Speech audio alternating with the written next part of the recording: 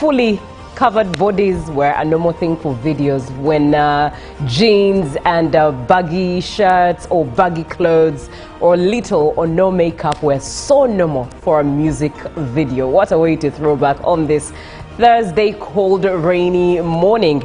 And my name is Julie F. Nantaba. I am with Robert Chirabo Nyonyitono. Good morning, Robert. A lovely morning to you, Julie, and of course our viewer. It is raining, at least in the 5 divisions of Kampala. So if you must be at work early, find all ways to get there, because we know we have 2 rainy seasons in Uganda, and this is a time when it's raining. So rain may not be an excuse to your boss as to why you've come late. That is also true. Now, I know Robert grew up in the era of UTV, and I wonder, Robert, what are some of those things you remember about UTV programs or things that used to happen on UTV? Now, we had a soap that was called Mind Your Language. Oh, Mind Your Language, yes. We had late night. There was, would I call it a series of movie? It was called The Investigator. We had Inspector Derrick. I loved so much Inspector Derrick. The Investigator came in late. Then after school we would watch, I think TV would open at 6. There was what it was called Flying House. I don't know if you watch Flying Houses. There was Flying House. What else was there? I think that's what I can remember. Flying House, Inspector Derrick, The Investigator. Basically that. Right. And there was a lady called Irene Kulaba later. She had some show. I've forgotten how it was called, but it was also something to watch. I used to see my parents then would enjoy watching her. But for me, my best was after school. You're back home and you're watching the. There was another thing, I think was it Ferdinand, something like that. I don't remember, but circus. You know, interesting. Where you see lions and what. So I used to watch TV, of course, as a child from school, because it would start at around 6 or 5. I don't remember that time very well, but at least there was that Didi. I don't know if you watched Didi and Didi. Dexter. Didi that was Didi on Cartoon Network. Didi. Then you had a Flying House. You had circus. I used to love circus so much. Right. Now, in the month of November, which we are getting into in just a few months, it will be 20 years since UTV rebranded to UBC TV after a merger with Radio Uganda. Just like Robert, some of the things I remember growing up watching Inspector Derrick, because my mother loved it so much. So for some reason I was acquainted to watching it. But I also remember Pingu. And one thing I remember about Pingu was always ironing. Not so sure why, because he never wore clothes with his family, but he was always ironing. Yes, I think we are connected with Pingu. Yeah, some of those beautiful memories that we had as children growing up. And of course, who can forget the face of UTV then? That is the late Bale Francis. Good morning, Uganda. What a way to start a throwback. But looking into a bit of the updates, there is a story of UNEB. Now, PLE is starting on Friday, and the Uganda National Examinations Board has detained 8 secondary school students and school heads over allegations of conspiring to sit for the primary leaving examinations. UNEB Executive Director Dan Odongo stated that the students plan to take the exams on behalf of registered candidates in an attempt to boost pass rates, which is illegal. And the move comes, of course, after as primary leaving examinations kick off this Friday. Lots of things to think about. Actually, the number would have been more than 8, but 12 of the students disappeared. They took off, so police was not able to nab them. The farthest we have gone to encourage corruption in our system. It's sad. Robert, what have you looked at? Just one story. Well, I think for me it is Tanzania. Yes. They went to the polls yesterday. We expect results within 3 days. But what is happening there is election protests erupted and curfew was declared. After voting, there was a night curfew. And Ugandans, of course, we remember recently when we had COVID-19, so memories of curfew can get to, you understand, you don't move at night. Once it is 6, wherever you are, please you wait for the next morning for you to make your movements. Indeed. So it is very chaotic there. We pray for our brothers and sisters in Tanzania that they will go through this. I saw some trying to ban a few things here and there, but at the end of the day, Tanzania is still your country. Whatever you destroy, you'll take years to restore it. Take a look at Libya. Robert, what do we have on the local scene? Well, we begin with the campaign trail. Now, President Yoweri Kaguta Museveni, who is also the National Resistance Movement presidential candidate, pledged to establish major irrigation schemes in Nakapiripirit district and address the ongoing land conflict between residents and the Wildlife Authority over the Pian Yupe Game Reserve. He made the pledge while campaigning in Nakapiripirit district yesterday. The remarkable transformation unfolding across Karamoja today is built on one powerful foundation: peace. A peace made possible through the successful disarmament exercise spearheaded by the ruling National Resistance Movement government. It is for this reason that the people of Karamoja said they have every reason to continue entrusting the NRM with leadership, a message strongly echoed by the Speaker of Parliament, Anita Among. President Museveni pledged to study the most sustainable and securable model of education for Karamoja, which is still facing sporadic challenges of insecurity. Museveni noted that while Uganda inspires to provide free and affordable education to all, boarding schools remain the most practical option for learners in Karamoja. The National Unity Platform presidential candidate Robert Kyagulanyi Ssentamu has campaigned in Abim and Kotido districts, rallying supporters to unite for change and prosperity in Karamoja. Kyagulanyi, who continues to traverse the region, promised improved livelihood through free education, quality health care, and better service delivery for all Ugandans. While the Uganda police have arrested 10 people in connection with an attack on officers during the ongoing presidential campaign trial, the suspects are accused of insulting and assaulting and robbing police officers and vandalizing a police vehicle while on duty in Rila. Police spokesperson ASP Rusoke Katumwa urged presidential candidates to adhere to the agreed campaign schedules to avoid unnecessary tension. Police have also defended the raid on a hotel where NUP presidential candidate Robert Kyagulanyi Ssentamu was residing, saying it was lawful.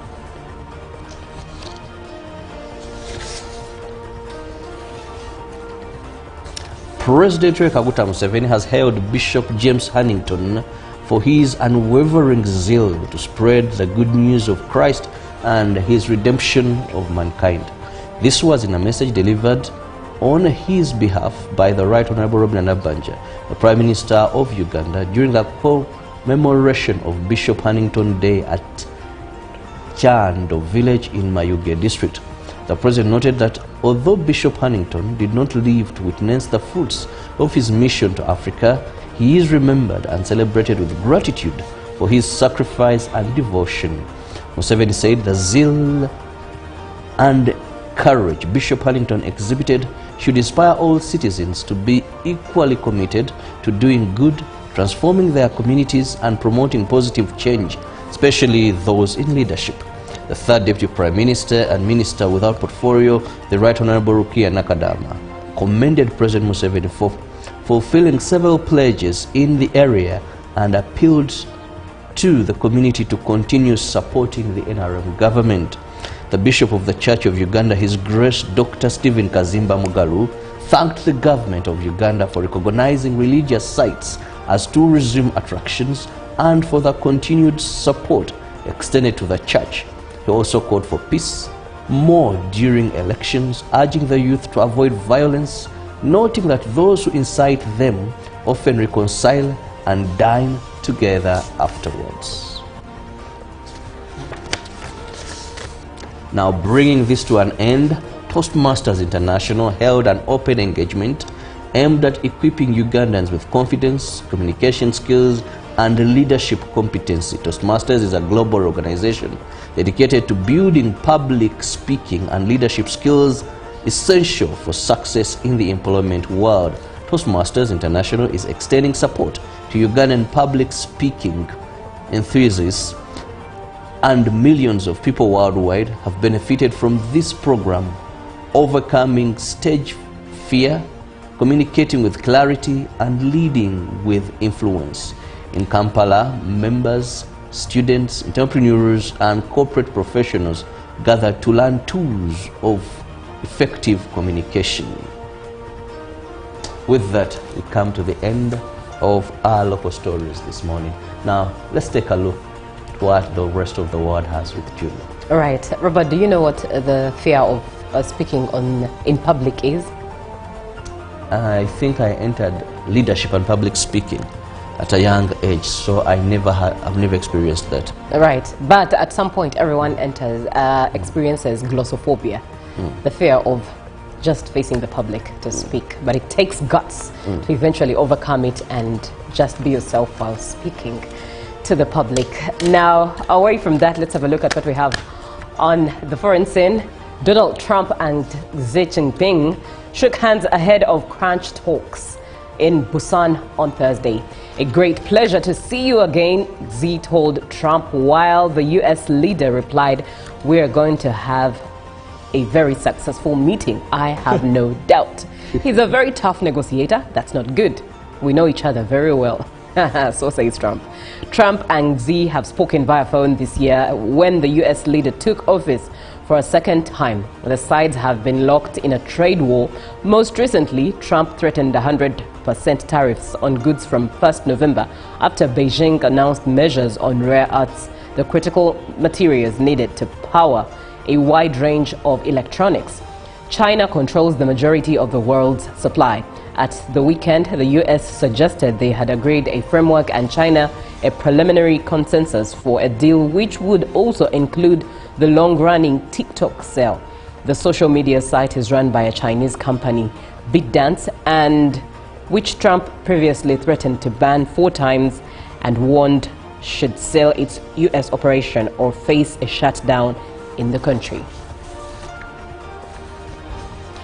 Now moving on, Rio's military police on Wednesday displayed a large cache of weapons seized in Operation Containment, a sweeping crackdown in the city's north aimed at curbing the powerful Commando Vermelho gang.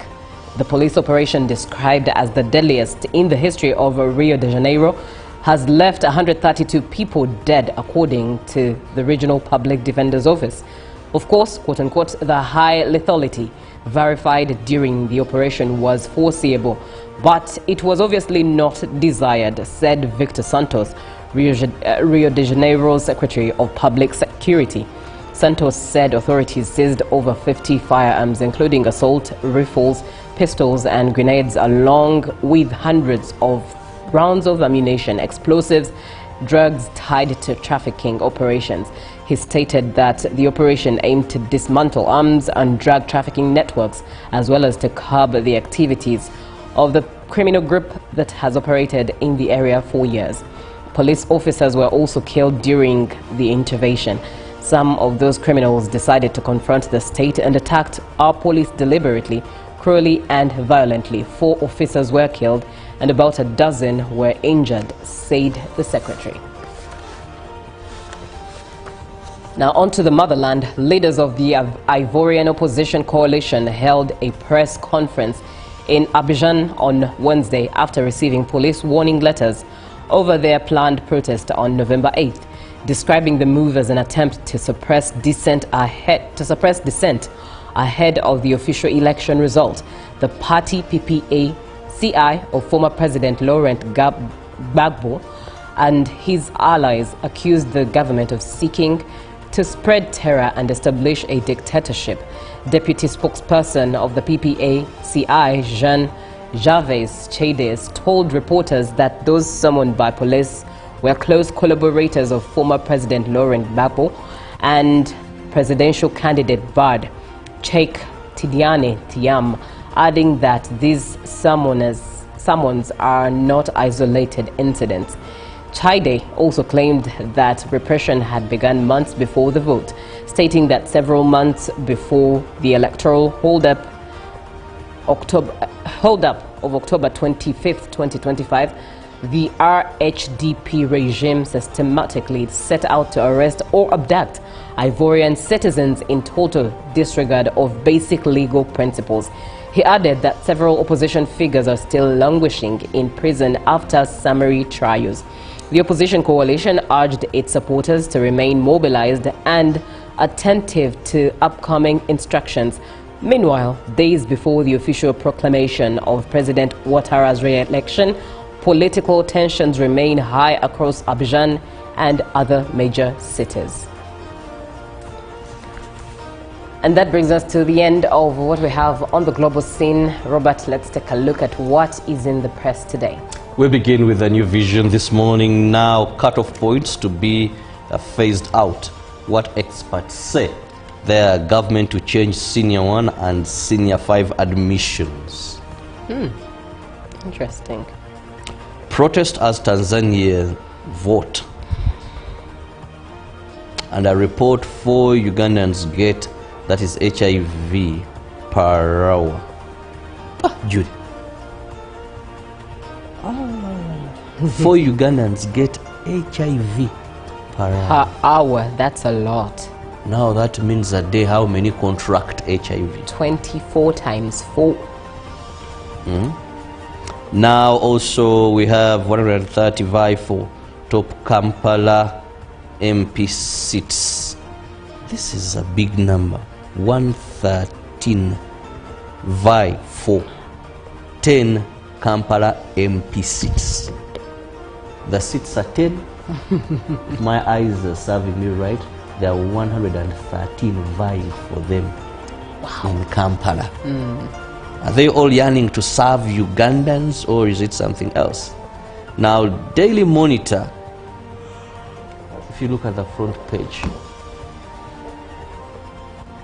of Daily Monitor, just look at that. Whoever did these graphics. Democracy dies in darkness. I don't know what they are referring to. Well, it's in reference to... Have I told you to interpret? That is that. That is that.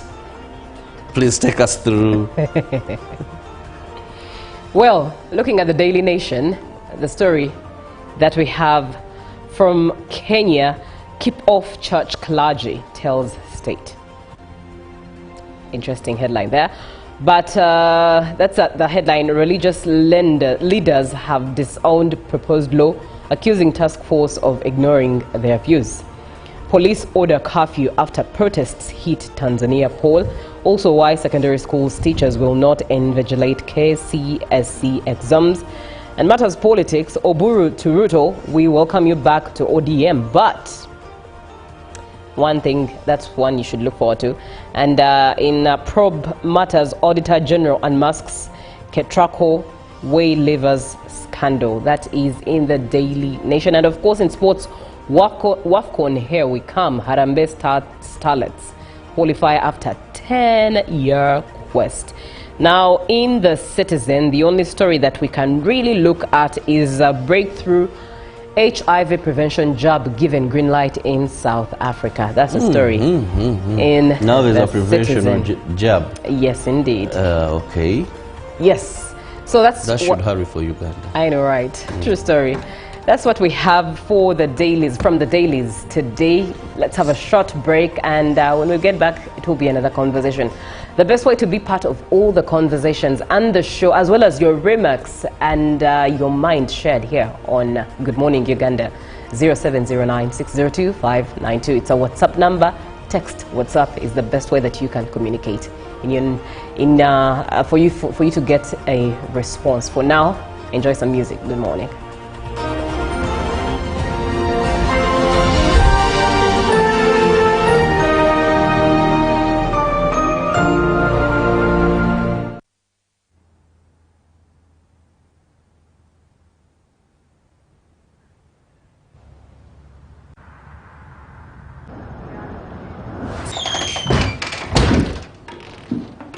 Live from UBC Studios in Kampala, this is Good Morning Uganda.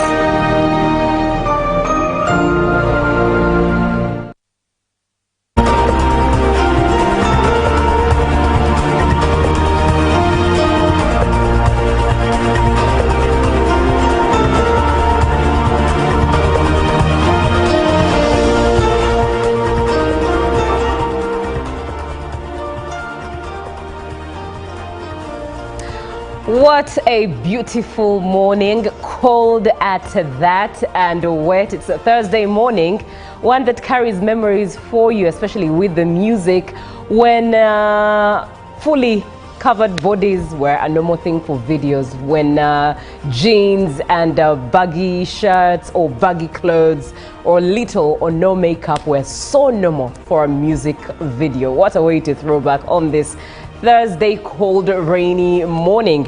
And my name is Julie F. Nantaba. I am with Robert Chirabo Nyonyitono. Good morning, Robert. A lovely morning to you, Julie, and of course our viewer. It is raining, at least in the 5 divisions of Kampala. So if you must be at work early, find all ways to get there, because we know we have 2 rainy seasons in Uganda.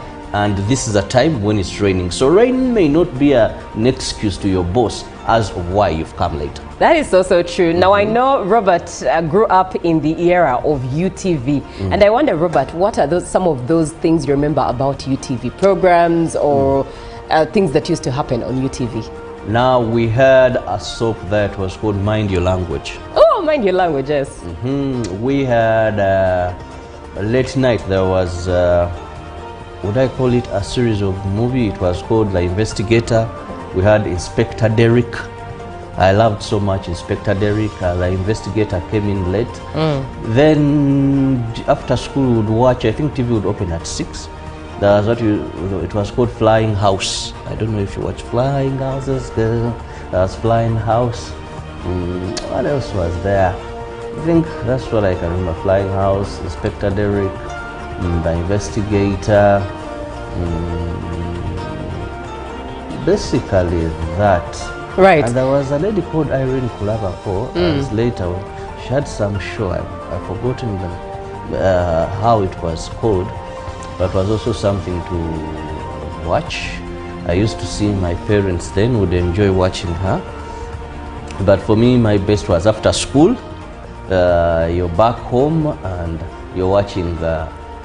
There was another thing, I think was it Ferdinand, something like that. I don't remember, but circus.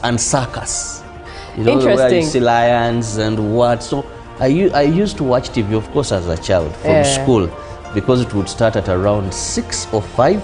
I don't remember that time very well. But at least there was that Didi. I don't know if you watched Didi. And Dexter. Didi was Didi. On Cartoon Network. Didi. Then you had a Flying House. You had circus. I used to love circus so much. Right. Now, in the month of November, which we are getting into in just a few months, it will be 20 years since UTV rebranded to UBC TV after a merger with Radio Uganda. Just like Robert, some of the things I remember growing up watching Inspector Derrick, because my mother loved it so much. So for some reason I was acquainted to watching it. But I also remember Pingu. And one thing I remember about Pingu was always ironing. Not so sure why, because he never wore clothes with his family, but he was always ironing. Yes, I think we are connected with Pingu. Yeah, some of those beautiful memories that we had as children growing up. And of course, who can forget the face of UTV then? That is the late Bale Francis. Good morning, Uganda. What a way to start a throwback. But looking into a bit of the updates, there is a story of UNEB. Now, PLE is starting on Friday, and the Uganda National Examinations Board has detained 8 secondary school students and school heads over allegations of conspiring to sit for the primary leaving examinations. UNEB Executive Director Dan Odongo stated that the students plan to take the exams on behalf of registered candidates in an attempt to boost pass rates, which is illegal. And the move comes, of course, after as primary leaving examinations kick off this Friday. Lots of things to think about. Actually, the number would have been more than 8, but 12 of the students disappeared. They took off, so police was not able to nab them. The farthest we have gone to encourage corruption in our system. It's sad. Robert, what have you looked at? Just one story. Well, I think for me it is Tanzania. Yes. They went to the polls yesterday. We expect results within 3 days. But what is happening there? Brought to you by I'll call you every day, yeah, yo, can now get all the chibuzi out with MTN voice bundles. Call all networks. Kubei Dondoro. Buy a 25-minute voice bundle for only 1,000 or buy any daily voice bundle of your choice. Dial *100*21# and select daily or use the My MTN app. When we talk together, we are unstoppable.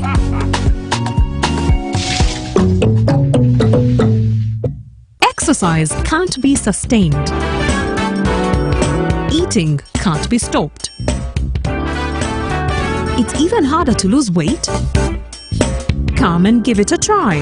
Ginshikang L-carnitine chromium capsules. Plant extract, scientific ratio. Take 3 capsules each time. The active ingredient accelerates fat burning,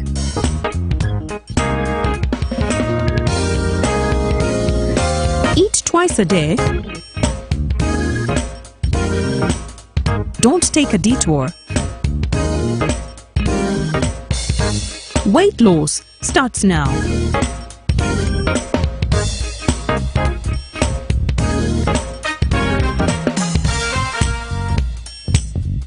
Ginshikang L-carnitine with chromium capsules helps you stay in shape. Please follow medical advice when taking this product. For more information, visit our website www.hgo.com or call 0800 335555. Live from UBC Studios in Kampala, this is Good Morning Uganda.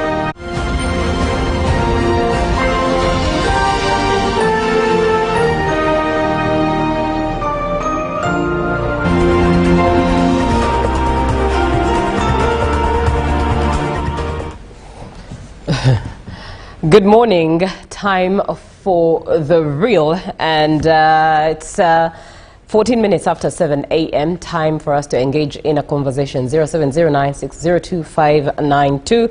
Now, this week on Tuesday, there was a raid on Lira, a hotel in Lira district, where the NUP presidential candidate was being accommodated. Now, police have detained 10 suspects following this particular raid, and Rusoke Kituma, the police spokesperson, explained that the operation was prompted by an earlier attack on a police officer by NUP supporters, which they claim has become a recurring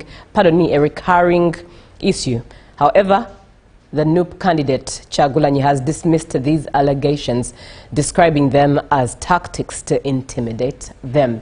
This morning, what we are looking at, what exactly in this season is the role and duty of the police? What is the duty of all candidates, as candidates for different positions, right from presidential candidates to members of parliament to local government? What is their duty, as well as what is the duty of the electorate as we go through this particular season?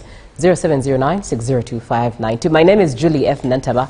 I am with Robert Chirabo Nyonyintono to engage in this one, of course, as well as you, Robert. What are your 2 cents on the events that transpired on Tuesday? Well, first I would say they are very unfortunate. They're very unfortunate, but also we know that we need to have peace, law and order. First, let's understand, why do countries set a campaign period?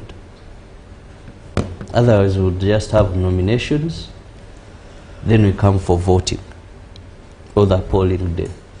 Now, the framers of our constitution and the fathers of democracy, I was told also to include the mothers. But let me stick to the fathers of democracy.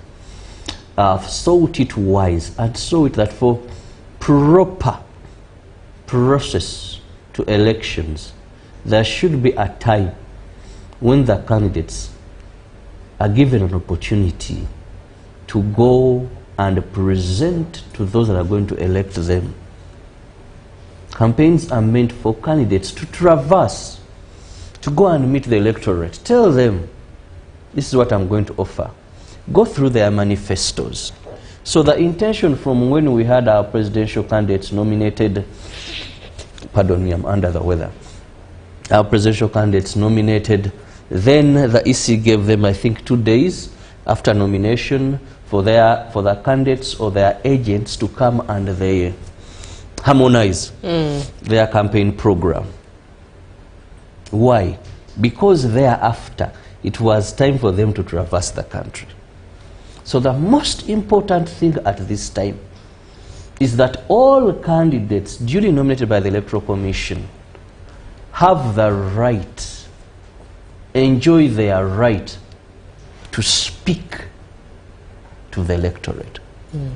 That should never be curtailed unless, now I want to emphasize this, unless it is infringing on the guidelines governing the campaigns. Because much as a candidate, you have your right to go and speak to people. There are guidelines.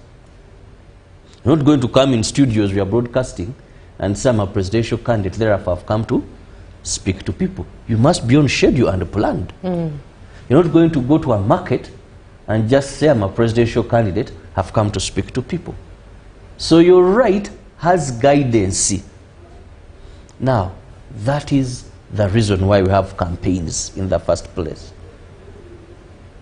And the candidates being able is the main reason. But I said there are guidelines. Right.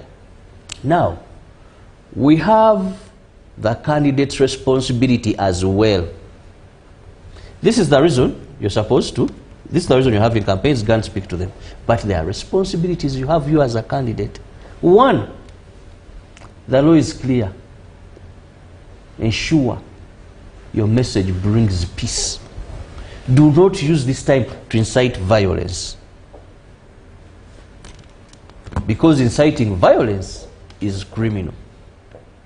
Go speak message. Two, as a candidate, this may not be more so embedded in our laws, but to ensure that you can prevail over your supporters, to maintain peace, to maintain order. Now, where police have used a word, a phrase termed violent provocation and insults, if I got it right. That is what police say and allege. Now, you as the candidate, and I remember I was on this set when I said, I saw the NUP principal telling his supporters before they set off that please do this, do that, do this, maintain peace. I remember I said that was a very good message. Recently, I think he was in Kakumiro, when he was telling them, wave flags, don't do this, don't do that. That is what a presidential candidate is supposed. You reign over them because they are your supporters. Now, for the supporters themselves, what is your role? Your role is entirely to go and listen. And it's not a must that you must be on one camp. You know, that is also where we get it wrong. I can be an NRM supporter or a NUP supporter. Yes? But that doesn't, it's not evil when I go and listen to what aunt candidate is saying. Right. Because If it is a time given for them to come and speak to us, tell us what they are going to do, and I choose who is good, who has the best manifesto, or who has promised the best. Now, if I stick myself to only one candidate, will I have a balanced view when making the right choice? But some people think if someone is seen on this rally, they have crossed. No, I could have gone to listen. What do they have? You know, what do they have? So that I can see, maybe this could be my choice. So you, the electorate, you have a mandate one, go and listen, make the best choice, but also within the confines of the law. What am I saying, Julie? Don't get excited and block roads. There you're against the traffic guidelines. I've seen my president, I'm so happy, Muzei Mulavieko, I'm so happy, Principal Mulavieko, I decide to ride, block the road. No. There you're breaking the law. I'm so happy. Now I want to.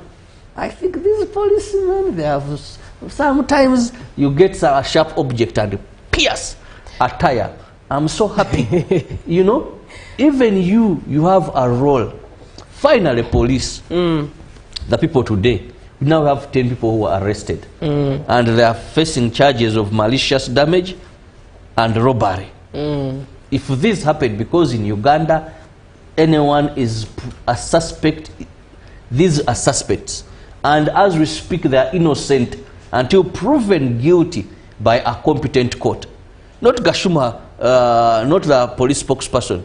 He's not the one who says this committed. He can say, but unless court convicts them, these offenses, if court doesn't convict them, that's why we use the word not criminal, but suspect, not convict. So they're just suspected.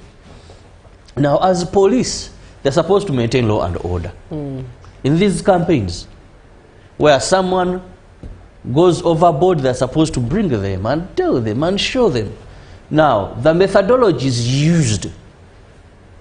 You know, in police, there's a term they usually use, reasonable force. How reasonable? How they conduct their operations, you know? These are things they have to plan. One would say, why of all things do you go to a hotel at night? This is a person who is on the campaign trail. This is a person, maybe you can get this is this. But the law gives them the right to judge and see where reasonable to do what and which force is needed for them to carry out a certain operation to restore law and order. Like he said, that we can tolerate, if I got the words right. The police spokesperson said, we can tolerate some things, but not when it comes to an incident of touching, pushing, you know, this high level of provocation. I saw a clip recently where a police officer, and I talked about this even before this came out, where a police officer was pushed. Remember, I was telling you that youth, there is excitement. Some of these things, these are young boys, these are young girls. Sometimes it is excitement. Out of no reason, I saw this young man push the head of a police officer. The police officer, I think, was passing by and is excited. It is time my candidate is there. The police officer looked and continued to go. Now, that police officer could have taken action. And maybe that action could have resulted into something. But he used his sense of judgment to say, let this be a bygone. So we are at a critical time where each party must exercise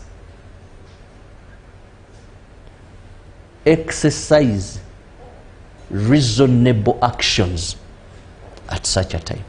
Right, we are looking into what happened in Lira district. 10 have been arrested following a raid on a hotel in Lira district where NUP leader Robert Kyagulanyi was staying on Tuesday. And Rusoke Chitoma, the police spokesperson, explained that the operation was prompted by an earlier attack on a police officer by NUP supporters. What is the duty of the police? What is the duty of the electorate? What is the duty of the candidates? It's what we are looking into. Now, Robert, what exactly do you think happens thereafter of candidate Kyagulanyi's campaign trail by law, within the boundaries of the law? Well, one of the things I want to tell these young men and ladies, you the supporter, by virtue of one becoming a presidential candidate, there's a status he has acquired. There's a status he has acquired. And you must have learned enough that even without you, he continues. Even without you, he continues. There are people we suspected and we were sure who will be with Robert Kyagulanyi as he traverses the country now. The likes of Eddie Mutwe, there we can mention a number of them. Alex Waiswa Mufumbira, they are not with him, but the campaigns have not stalled. Now, you support of NRM, you supporter of ANT, you supporter of PPF, you supporter of whatever political party that filled a presidential candidate. Don't get excited to involve yourself in criminality, because this is what happens. As you be going to the gallows, the presidential candidate has to continue. Your arrest may not be so important to stop this candidate from going on. All right. Because he already has a status. You will be arrested, face the wrath of the law. For him, he may not, because he has attained that status. So you who is going, first think of that. But also, when such things happen, two things happen. One, sometimes it demoralizes the camp. It diverts the camp. You get it? That if they have arrested, say maybe they have bodyguards or some of your foot soldiers. Indeed, others may be discouraged. Right. May fear, may feel intimidated. It may derail even your programs if they had important areas of concern. That is the first area. But two, and most dangerous one, that I think sometimes we must think so much about, there's what we call the sympathy vote. Anything that seems as persecution to a candidate or his camp, sometimes, I've not said always, may be one of the greatest campaigning tools that that candidate can have. May be one of the greatest campaigning tools that candidate can have. Right. That is why globally, if you read global politics, if you did political science, strength of many politicians has been their times in detention or during what we term as persecutions, these acts and all that. If you read, go back to history, their time, the time of Jesus Christ was that time. So it's a twofold. In the camp, it can drill the people. Some will fear maybe following you. Some will dodge ways of saying, let's not go, we've seen so and so. The other, it can take that route. And the candidate, you may be diverted. Instead of going here now, you're disorganized, this and so, 10 of you have been arrested. But if it turns the other way around, where it is, that is why sometimes we've seen even some politicians, sometimes use this tactic of provoking security so that they to get create the confusion, to create this, because it plays in their favor at times. Very interesting. Now, let's engage some of your comments to close this off. Kimaleni Michael, watching you live from Bududa district. The reason we always attend in large numbers is not that we support these candidates, but we actually want to see them live, because like for Bobby Wine, we used to pay money to see him during his concerts, but now the man is just free of charge for us to see him. Even by the beginning of this month, I chanced to see Muntu, because I just used to see him on TV and newspapers only. Thank you, Kimaleni Michael. And good morning, Julie and Robert. This is Cricket Derek Gargamel, as usual. Of course, the role of police is to keep law and order. So we believe that they're the custodians of law, but always in campaign periods, politics overshadows their role and they end up driven astray. So their eyes must focus on protecting and serving, as their slogan states. But, however, we can't shy away from the fact that politicians and their voters in search for sympathy votes provoke police. This is now becoming a trend, and what would you expect the armed person to do?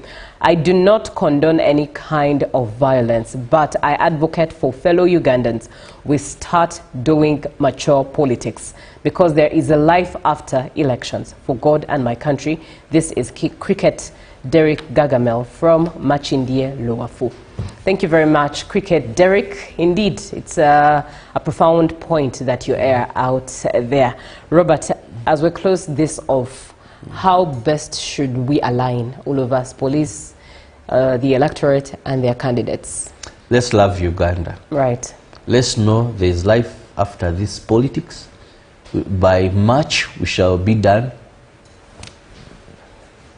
Let's also remember that before we went into these political parties, we were first Ugandans, we are neighbors, we are brothers. This season will end and we shall still be around. So whatever we do, let's not destroy our country. I was talking earlier about what's happening in Tanzania. That these things we do, for example, if you destroy a police patrol car, you never know. Tomorrow thugs will be attacking you and you need police to come in. Or that car you've destroyed, again government is going to get the taxpayers' money to replace one. So let's love our country.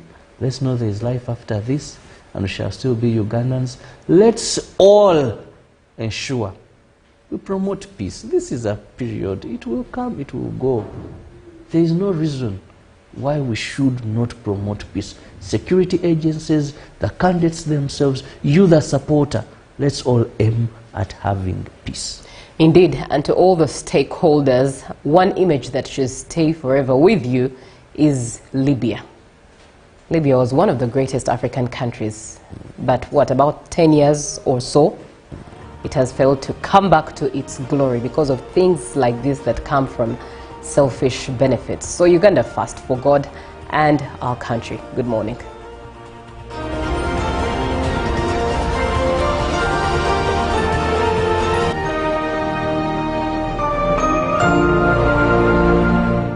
Live from UBC Studios in Kampala, this is Good Morning Uganda. Taxation is a bit complicated, and the only way to demystify it and make it as easy to understand and to comply with is through engagement. Is there a limit to the number of cars a returning citizen is bringing into Uganda? Who has paid the excise duty on this water is not the supermarket which has sold you this bottle at 1,000.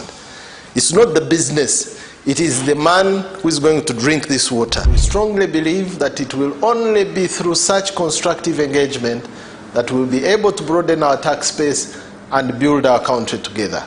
Buza Commissioner. Now you can get direct answers. Send your tax-related questions via WhatsApp or SMS to 0790-141-887 and the Commissioner General of URA, John Musinguzi, will personally address them. Tune in to UBC News Tonight every Monday and Wednesday for expert insights and clear explanations. Buza Commissioner. Exercise can't be sustained. Eating can't be stopped. It's even harder to lose weight. Come and give it a try.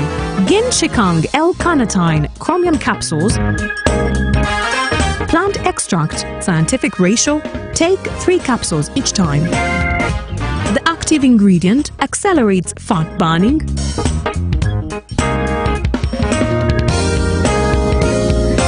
eat twice a day, don't take a detour. Weight loss starts now.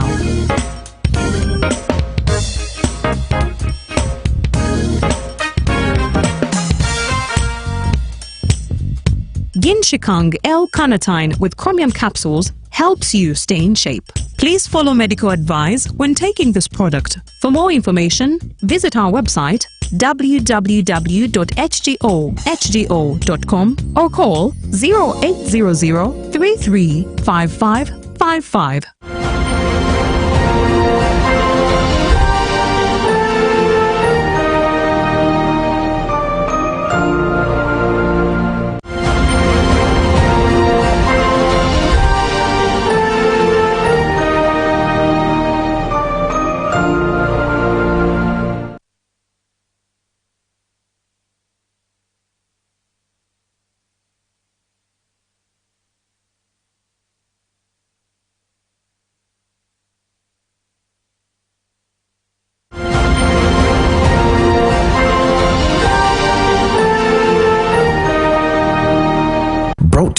by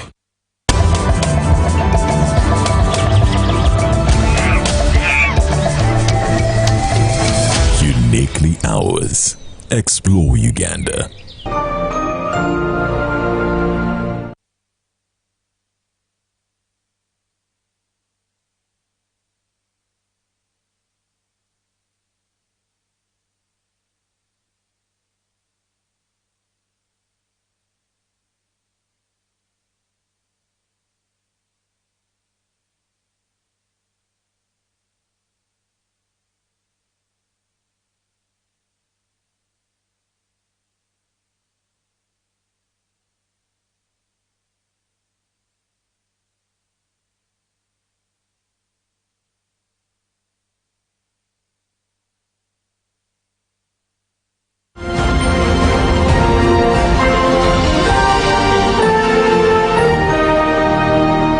Brought to you by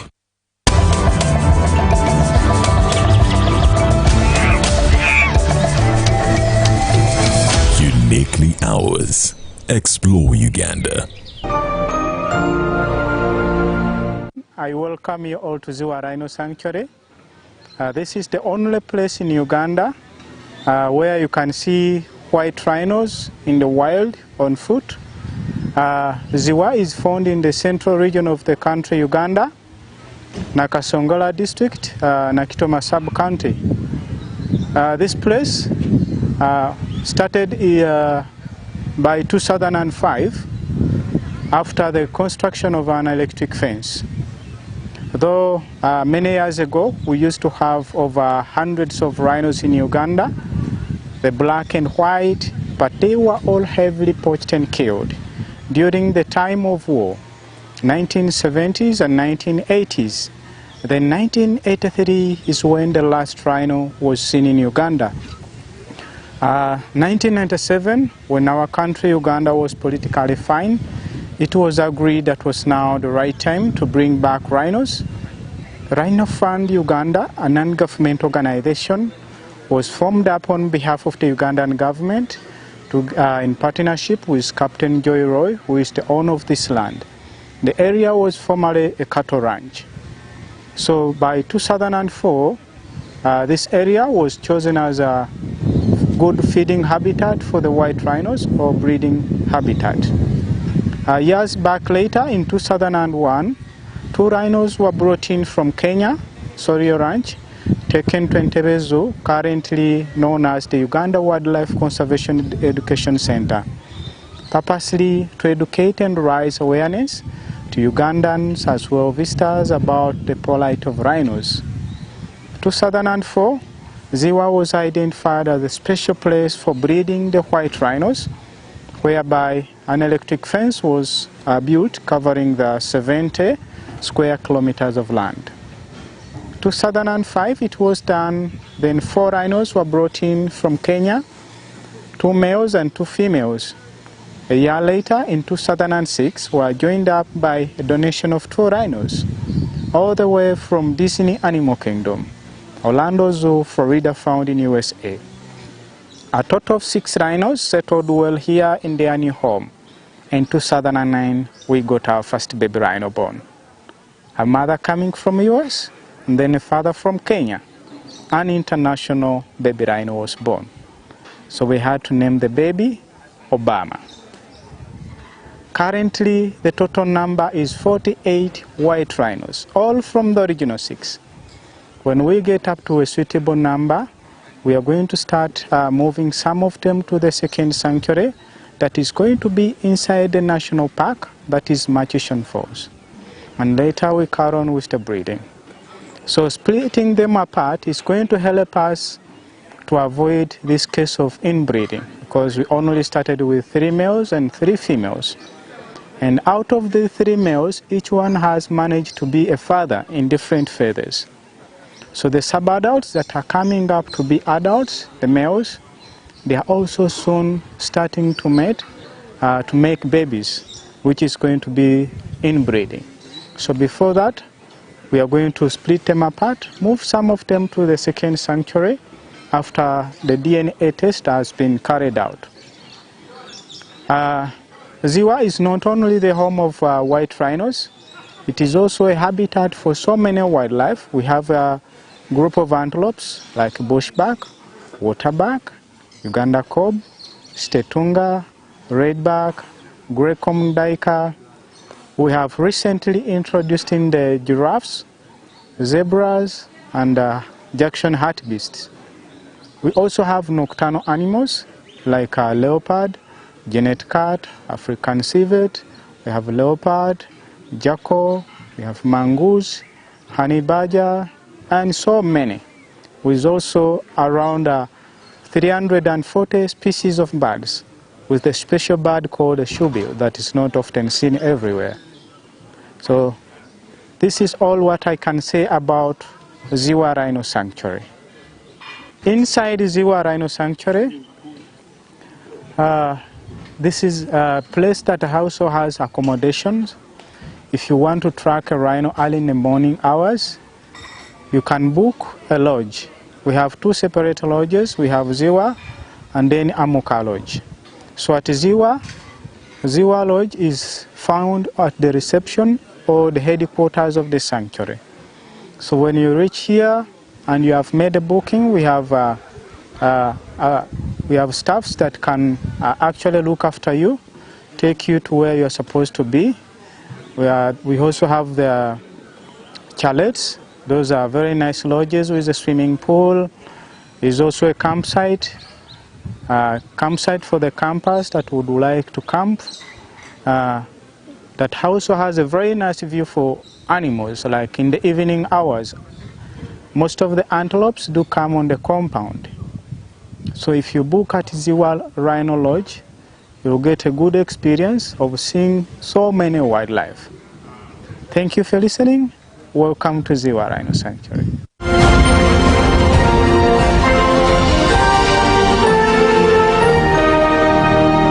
Brought to you by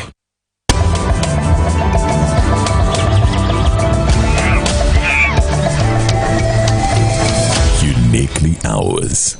Explore Uganda.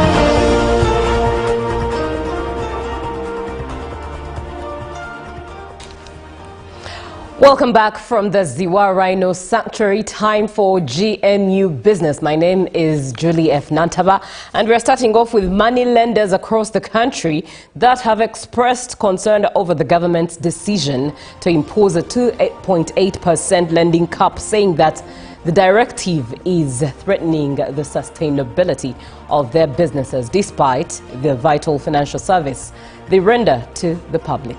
Speaking to the media during their annual general meeting at Hotel Africana in Kampala, the leadership of the Money Lenders Association of Uganda appealed to the government to allow them to operate under the natural principles of demand and supply. The Money Lenders Association of Uganda maintains that as financial service providers, they should be given the autonomy to self-regulate and determine lending rates based on prevailing market conditions. They say the 2.8% cap replaces them as a disadvantage, especially when compared to commercial banks that access cheaper credit and have the freedom to adjust rates. The association's leadership noted that enforcing a uniform interest rate disregards the operational realities of the money lending business, which relies heavily on private capital and carries higher risks. Currently, the association has 200 registered members out of 1,500 licensed members, money lenders across the country. It is now calling on all licensed lenders to join forces and build a stronger united front that can effectively engage government and help eliminate illegal lenders who exploit borrowers with exorbitant rates and unrealistic collateral demands such as national IDs and property titles. The association also condemned unlicensed operators who continue to tarnish the reputation of the industry through unprofessional and exploitative practices. Money lending remains one of the oldest business ventures worldwide, but one that has long been associated with harsh recovery methods, excessive interest rates, and unrealistic collateral terms, issues the association says it is working to reform. This was during a media briefing at Hotel Africana in Kampala on the sidelines of their annual general meeting. Now let's move on to Sinopec Service Uganda, that has rolled out the second phase of its localized employee skill training program aimed at enhancing national capacity in the country's growing oil and gas sector. The official launch took place earlier this week at the Sunmaker Oil and Gas Training Institute in Golobi, Kampala. The second cohort of Sinopec Uganda's oil and gas skills training program has officially been launched at Sunmaker Oil and Gas Training Institute in Bugolobi. The program is designed to empower Ugandans with the technical and operational competencies required to participate effectively in the country's oil and gas industry. Sinopec Service Uganda, which is undertaking key components of the Tilenga project, including the pipeline network, oil well pads, and the lake water abstraction system in Bulisa and Nwoya district, has committed to training more than 800 Ugandans under this initiative. In its first phase, 321 trainees successfully completed the program, and this new intake brings in 281 companies' commitment to localization and skills transfer. The Petroleum Authority of Uganda, represented by Senior National Content Officer Linda Nalubanga, commended the initiative for promoting local capacity development and encouraged continued attention to gender inclusivity and fairness in employment practices across the sector. The event drew participation from government officials, industry representatives, trainees, and invited guests. All right, now let's have a look at what we have in the forex rates as of 29th October 2025. By morning, the dollar opened at 3,469.41, selling at 3,479.41. And by midday, it had a drop there. 3,464.82 was its buying point, and selling at 3,474.82. It closed in at 3,463, a slight drop as well, to 3,463.50 to selling at 3,473.50. Now looking at the British pound, it was buying at 4,585.15 and selling at 4,598.39. The euro was buying at 4,028.39 and selling at 4,040.02. And the Kenyan shilling was buying at 26.80 and selling at 26.88. The Tanzanian shilling maintained its 1.40 and was buying a little higher from the previous one, that is at 1.41. And the South African rand was buying at 201.89 and selling at 202.47. Well, thank you so much. That is JMU Business Today. Up next is the agenda. Save the number 0709-602-592 as we talk about how to get a gorilla permit. I mean the gorillas, G-O-R-I-L-L-A. How does one get a permit in Uganda? We're having a conversation with the Uganda Wildlife Authority. Good morning.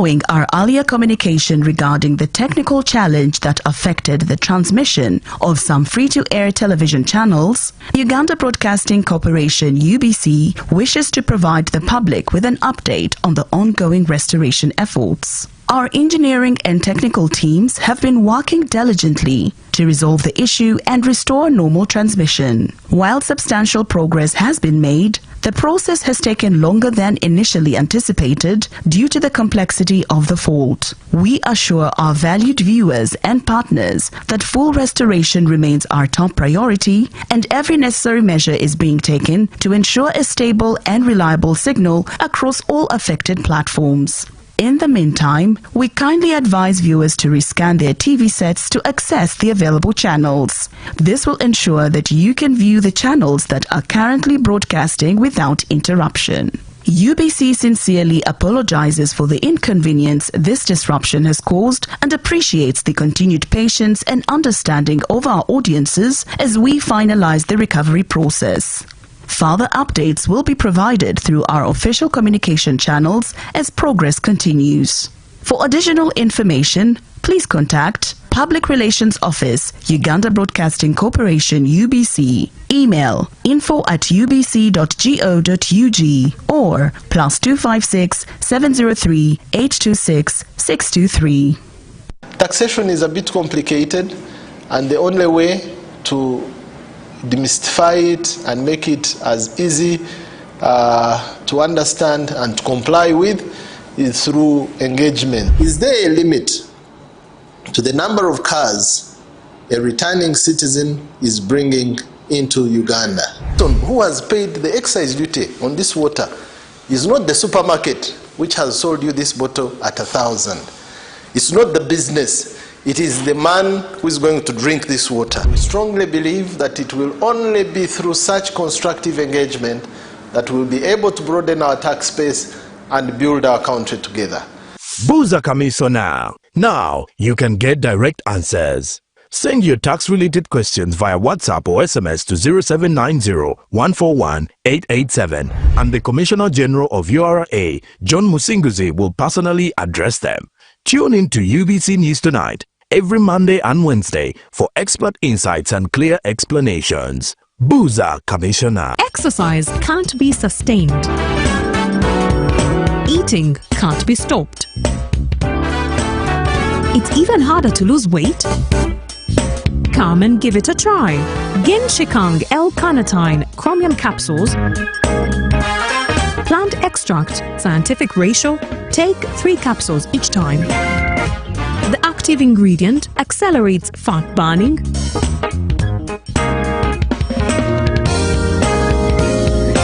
eat twice a day,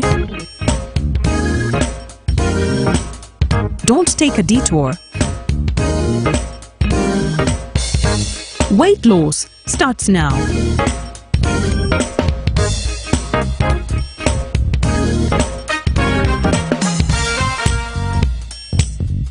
Ginshikang L-carnitine with chromium capsules helps you stay in shape. Please follow medical advice when taking this product. For more information, visit our website www.hgo.com or call 0800 335555. Juko. Yo. Check the shopping, man. What's your secret? Haven't you heard of the parish development model PDM? Yes, I did, but I thought it was just a talk. No, Sebatia. It is real. I and a few friends together formed a circle, accessed money from the PDM, invested in a portrait project, and now things are moving. Juko. I thought I was one of your friends. You are. But you left me behind. I didn't leave you in poverty. What you do, just visit your LC2 chairperson and your parish chief and start the process of economic transformation. Just like that.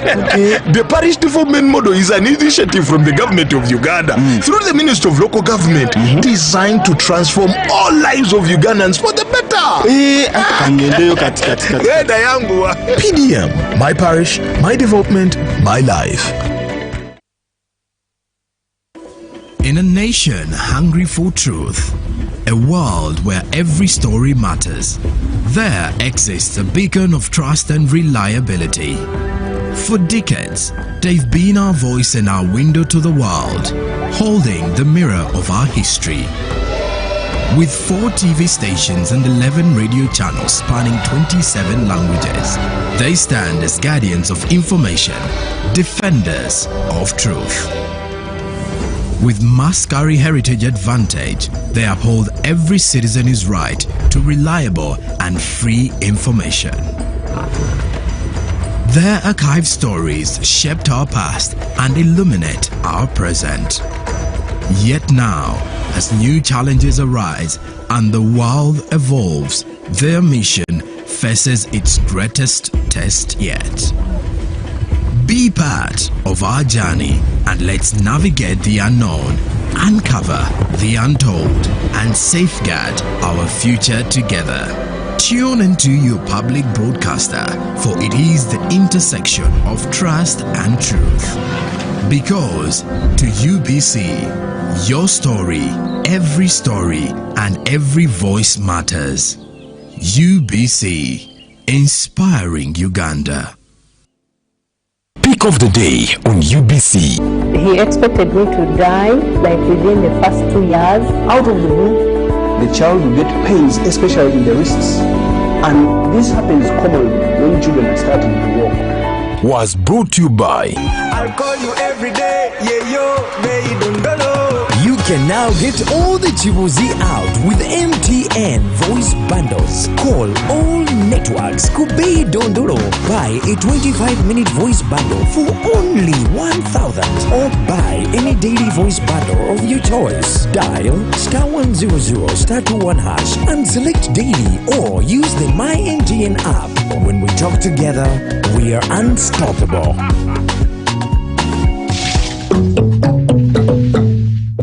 Following our earlier communication regarding the technical challenge that affected the transmission of some free-to-air television channels, Uganda Broadcasting Corporation UBC wishes to provide the public with an update on the ongoing restoration efforts. Our engineering and technical teams have been working diligently to resolve the issue and restore normal transmission. While substantial progress has been made, the process has taken longer than initially anticipated due to the complexity of the fault. We assure our valued viewers and partners that full restoration remains our top priority and every necessary measure is being taken to ensure a stable and reliable signal across all affected platforms. In the meantime, we kindly advise viewers to rescan their TV sets to access the available channels. This will ensure that you can view the channels that are currently broadcasting without interruption. UBC sincerely apologizes for the inconvenience this disruption has caused and appreciates the continued patience and understanding of our audiences as we finalize the recovery process. Further updates will be provided through our official communication channels as progress continues. For additional information, please contact Public Relations Office, Uganda Broadcasting Corporation UBC. Email info@ubc.go.ug or +256 703 826 623. Live from UBC Studios in Kampala, this is Good Morning Uganda.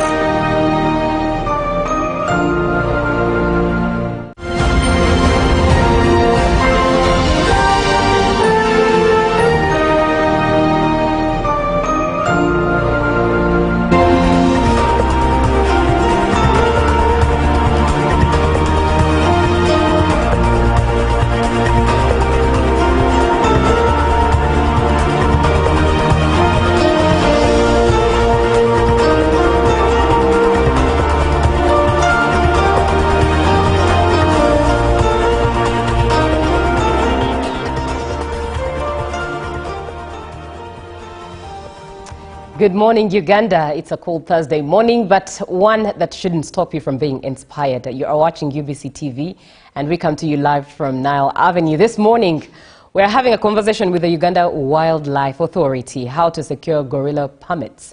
Now, some of the recent stories that are making rounds in regards to matters wildlife, a major corruption scandal where 11 officials were charged over the fraudulent issuance of gorilla and chimpanzee permits, resulting in over 9.3 billion Uganda shillings in financial loss is a story indeed that is shaking the tourism sector of Uganda with the Uganda wildlife. And it's one that indeed nudged us to have this conversation on how does one indeed secure a gorilla permit for themselves. Now, we have a conversation with the head of communications and PR, that is Bashir Hanji, who's speaking to us over the phone. For you to be a part of the conversation, 0709-602-592 is the number that you should engage, ask and share your opinion. Once again, good morning. Good morning, Bashir. Thank you so much for joining us. Good morning. It's a pleasure to join you and greet all the viewers of UBC. Right. With the story that transpired for the past 2 weeks, maybe, since last week and maybe a bit of the other, how did 11 officials cut the system to issue permits illegally of gorilla and chimpanzee, for gorilla and chimpanzees to people? Thank you very much. First of all, I would like to first create the rather clear the air on what you termed as 11 officials cutting the system. I mean, right as we speak, these colleagues are suspects. Therefore, you never know how the cases may end. That's one. Two, if you read the charge sheets, some are accused of negligence, others are accused of manipulating the system. So basically, they have different cases. It is only unfair to assume that all the 11 have the same cases. It's not true. You recall that in 2012, we actually raised the flag. We made an alarm because we suspected something was not right with the gorilla system at that time. And we instituted an audit, and we made the audit report public. So we are the ones who broke the news. And we took disciplinary measures against some of the people, the colleagues who were implicated, and we also reported the matter to police. So police also acted after we had raised an alarm, and we said, colleagues, we think we have a problem at home, come and help us. Of course, police has been doing its work, and also administratively took measures. Some of the colleagues actually were sacked, the people on the charge sheet. Now, but of course, you recall that quite a number of other government agencies picked interest in the case. Even the minister ordered a forensic audit, which was done, and we've been cooperating with all the entities of government that play an oversight role. So, so people should know that right now, the colleagues who were arrested, basically suspects, and like I said, if you read the charge sheet, you realize that the people who were sacked are actually the ones who are believed to have manipulated the system. But there are others, just like if you are a leader and someone says something happened, what did you do about it? Or you were negligent. So there are some of the colleagues who have been arrested on such charges. That's one thing I needed to clear now. Bashir, yes. Before we go even any further, for the benefit of our viewer, when we talk about gorilla permits, what are we referring to and why are they even necessary? Okay, a gorilla permit is a document that grants you permission to go and track gorillas. Someone should not think that these are permits for you to buy a gorilla and keep it at home or take it anywhere. The gorillas in Uganda are not on sale, and I don't see them even being on the market at any time. So basically, this is a document we give you to go and track gorillas. So that is the permit, because it grants you access to the park and also to the gorilla groups. And when you have this permit, you don't need to pay for a guide, you don't need to pay park entrance fees, So you just present it at the park and you are allowed to track. Of course, there's a process that we go through.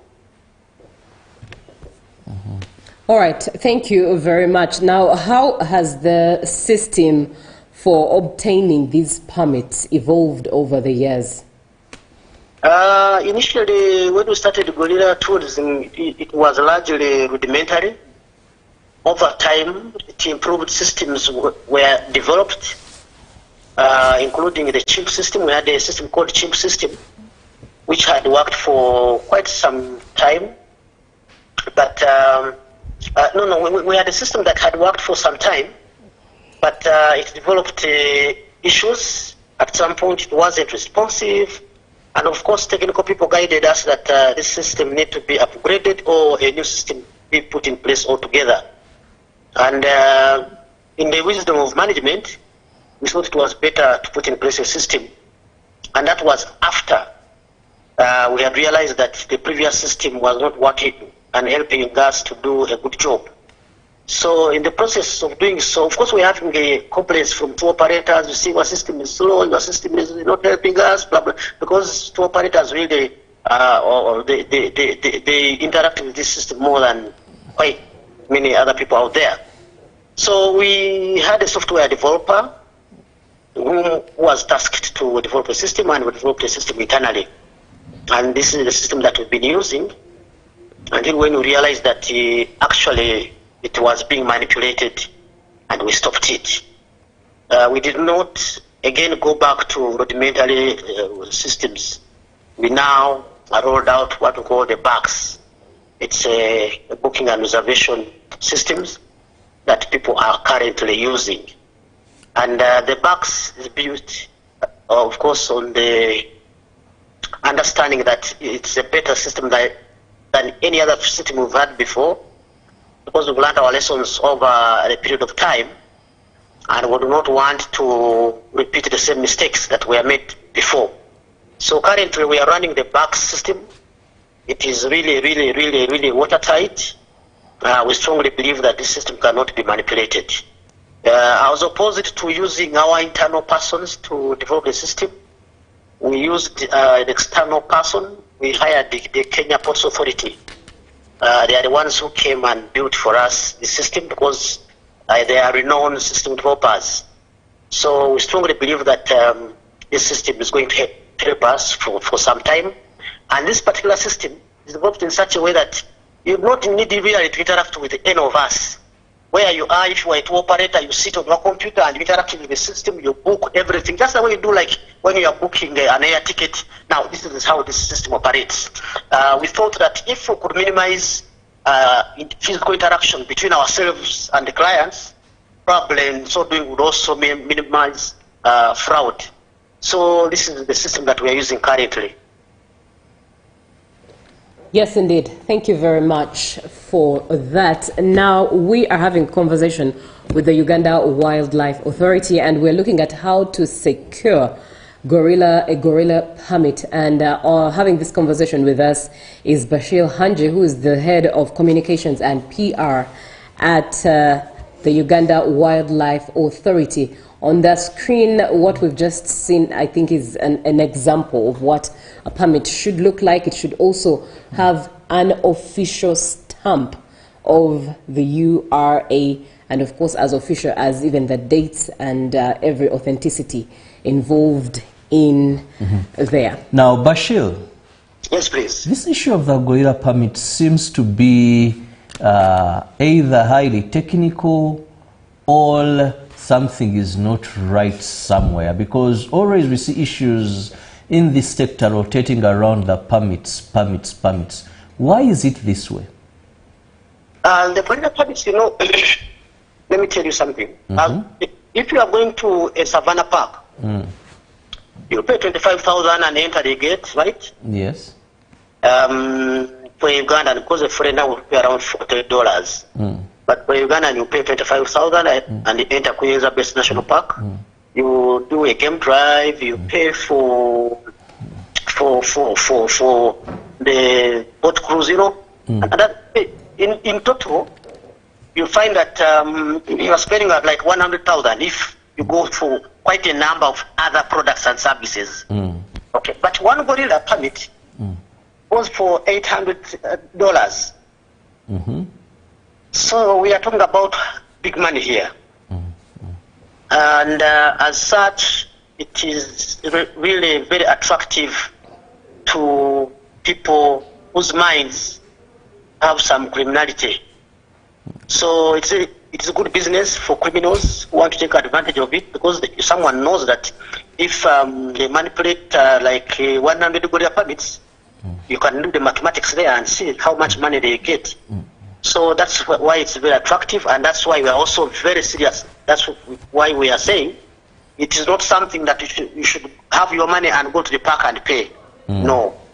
That's why we are saying it is not something that even requires you to come and look for Hanji, myself, and you say, I want to go and talk gorilla, here's the money. That's why we are saying, please, wherever you are, in the comfort of your sitting room, you can do it online, because we are now cashless. I did tell you that as a result of the fraud, we went cashless. So you don't have to come with your dollars or your shillings here. So that's why it's very attractive. People are interested in it, but also you appreciate that you don't get all the permits you need in a day. There are limitations to how many permits you can sell in a day. And of course, this is dependent on the groups, the gorilla groups, the arbitrated groups that we have. For example, you can only track one gorilla group once a day and a maximum of 8 people. So what does this mean? It means that sometimes they scramble for permits. Okay? Yeah. Is that the point? That explains, yes. Yeah, there's scramble for permits because we don't allow double tracking. It's not good. It's not good for the health of the gorillas, and it is against the IUCN standards that are set. Because Uganda is signatory to a number of international conventions, including the IUCN. So there's scramble for these permits on particular days. Actually, you can even try to get a permit on a particular day, and we say, sorry, we don't have it. Much as you have the money. So that's why it's a big deal, in short. That is why it is a big deal. Now, having truly and well explained why it's a big deal, so much money is involved, but also the competition involved there create a lot of gaps for someone. What is the proper channel for getting this gorilla permit?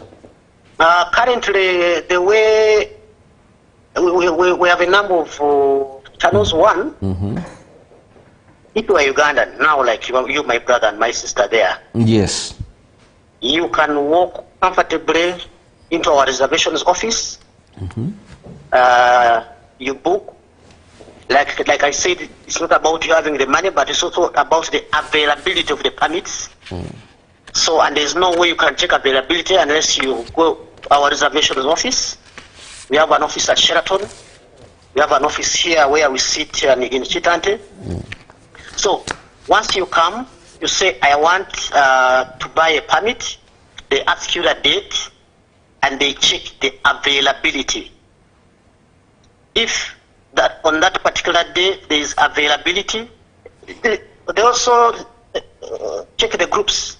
You might say, for example, I want to track Binyindo group. And they will tell you Binyindo group is full on that day. So once you get availability on the date of your choice, and then now they tell you the amount to pay, and you pay. We have points of sale here. Like I said, we are now cashless. So you either use a card or you use mobile money. All these options are available, and they will book for you. They will give you both an invoice and a receipt to acknowledge the receipt of your money. And then, once you have that, you are good to go. Now, when you go down to Windy, again, you'll find there other colleagues who will ask for those details. And once you submit those details, they will be verified in the system. Because once the system issues a receipt, that receipt has a number. It has a QR code. Now, the colleagues in the field now will have to scan the QR code or enter the receipt number in the system establish whether it is valid or not. And once validity is confirmed, then you are good to track. The tracking process is also another one. Now, I was talking about a Ugandan. If a Ugandan and foreign residents, yeah. Now, if you are not a foreign resident and you are not a Ugandan, now you have to go through a registered tour company. So you choose choose a tour. You choose a tour company, and you say, I'm going to use company X. Now this company is the one that will come and interact with us. This company will bring you a national, your date of birth, basically a copy of your passport. Because the payments are not the same for you, Uganda, and what you pay is $300,000 Uganda shillings, and you find that Ugandan is paying around $800. So because of that, how do we tell that this is Ugandan or this is not this is Ugandan and this is non-Ugandan? We can only tell from the passport. So the tour company will come, but the beauty is that now the tour companies have accounts on our system now. They may not even necessarily have to come. They have accounts, they can log into their accounts. We have a self-service module that we have rolled out. So the tour companies, they don't necessarily have to come. They can sit wherever they are, log into their account, check availability, see the groups, because they have all those options. Just the way you, for example, when you are purchasing an air ticket, you choose even a seat for yourself. So that's how it works with the tour company. And then they also get the receipts, but these receipts, they have to come for a stamp. Now, once they have this, they are good to take their clients to the parks, and again, the verification process also begins from the other side. Once the permits are verified and they are valid, and then the tracking begins from there. I don't know whether that simplifies it. Indeed, it really paints a clearer picture. Allow me ask, in this whole exercise of issuing these permits, which stakeholders do you work with? Does UWA work with? No, this is an internal arrangement. It is like at UBC, when someone is bringing an announcement, you don't need to bring some other person to sit with you to see that an announcement has been aired. They have internal staff. So all this is done by it is an interaction between the client and our staff. All right. Now, you did share a little bit of the costs in regards to these permits, which aid the promotion of domestic tourism. What more is being done to promote domestic tourism when it comes to gorilla tracking and acquiring these permits? One of the things we've done is to simplify it for Uganda. You're talking about domestic tourism. That's why we have said that for you, you don't have to go to a tour company. You just go to Sheraton there, you get a permit. Come here at Sheraton, you get a permit. You are paying around 300,000 Uganda shillings now. And a foreigner is going to pay around over $800. Okay? So that's an incentive for locals to do gorilla tracking. I think what the challenge we are having is that the location of where these gorillas are, in most cases, these are hard to reach areas. And it becomes a little bit expensive for a Ugandan, because someone who can afford to pay 300,000 to track gorillas, now this person also needs to have a vehicle because he may not use public means, so it becomes a little quite costly. And when it comes to accessibility, surely that's beyond our mandate. We cannot work on those roads. It is largely to do with the agency collaboration, trying to reach out to our sister agencies, the government, to see that the roads are in good condition. By and large, the conditions for tracking gorillas have been made so easy for Uganda. And that's why even we are not requiring you to go to a tour company. We're saying, you just walk in, you're a citizen. Right. When it comes to foreigners, given that they usually have timelines with their visit, how best do they book their permits so as to beat those timelines for their visit and as well as enjoying the experience?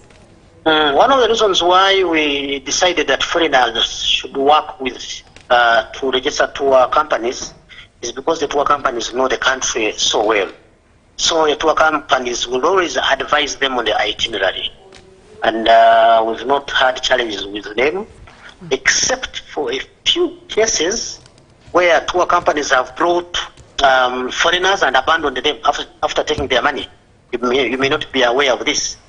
Have abandoned people in Windi, and we, to save the face of the country, we have said it's okay, go ahead and track, you know. So we have seen some of these cases, but largely it is the tour companies that help our visitors with their itineraries, because first of all, these people know the distances they are going to drive, they know the conditions of the roads, and therefore they are better placed to advise our foreign visitors who are coming to Uganda. And it has been, I think, a good experience for quite many of them. Bashir, please kindly, if you're at liberty, to tell us what is the population of gorillas and what are those major areas where those interested can go, because we are now in a campaign of promoting domestic tourism. We have 459 individuals in Windi, and you remember the last census was done in 2018. We had the 604 gorillas in the Virunga Massif now. The Virunga Massif is shared between 3 countries, Uganda, Kenya, and Tanzania. And you know, one of our parks is part of the Virunga, that is Mugahinga Gorilla National Park. So if you are talking about the population, in the Virunga Massif, the gorillas that are shared equally between the 3 countries are 604.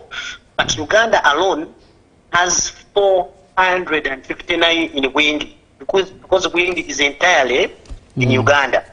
So you could say that Uganda has over 50% of the global mountain gorillas in the wild.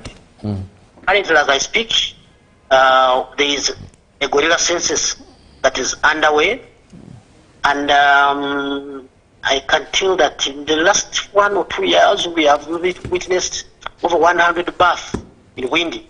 But I'm not at liberty to add that number onto the population, because we can only use census results. For now, I'm using the census numbers of 2018. So probably next year, once the census results are released, I strongly believe that we'll be talking about a completely different number. Yeah. All right, let's still look at the rates. Given that foreigners pay about $800 and the Ugandan pays 300,000 Uganda shillings, in the name of the East African integration, are there any discounts for the East African community? Someone who comes from any of the East African countries pays the same amount like a Ugandan. Nice. Now, that brings me quickly to ask, what have been the outstanding challenges in these gorilla permits issuers? I think the biggest challenge has been systems. You know, you work while others are also working. Yes. And when it comes to technology, you hear people saying, oh, they hacked my phone, they hacked my account, blah, blah, blah. Other people, actually, people hack their bank accounts and even steal money. You will call over a money heist that I wouldn't want to talk about. I've heard of these things. So there are people out there whose job is to sit and see how do I hack into system of company A, B, X, Y. So that's the biggest challenge with gorilla permits. So, but we build, and that's why we are where we are. That's why we are talking about fraud. It is an issue of systems. How you develop a system, the person who develops the system, look, nobody works alone. Okay? Yes.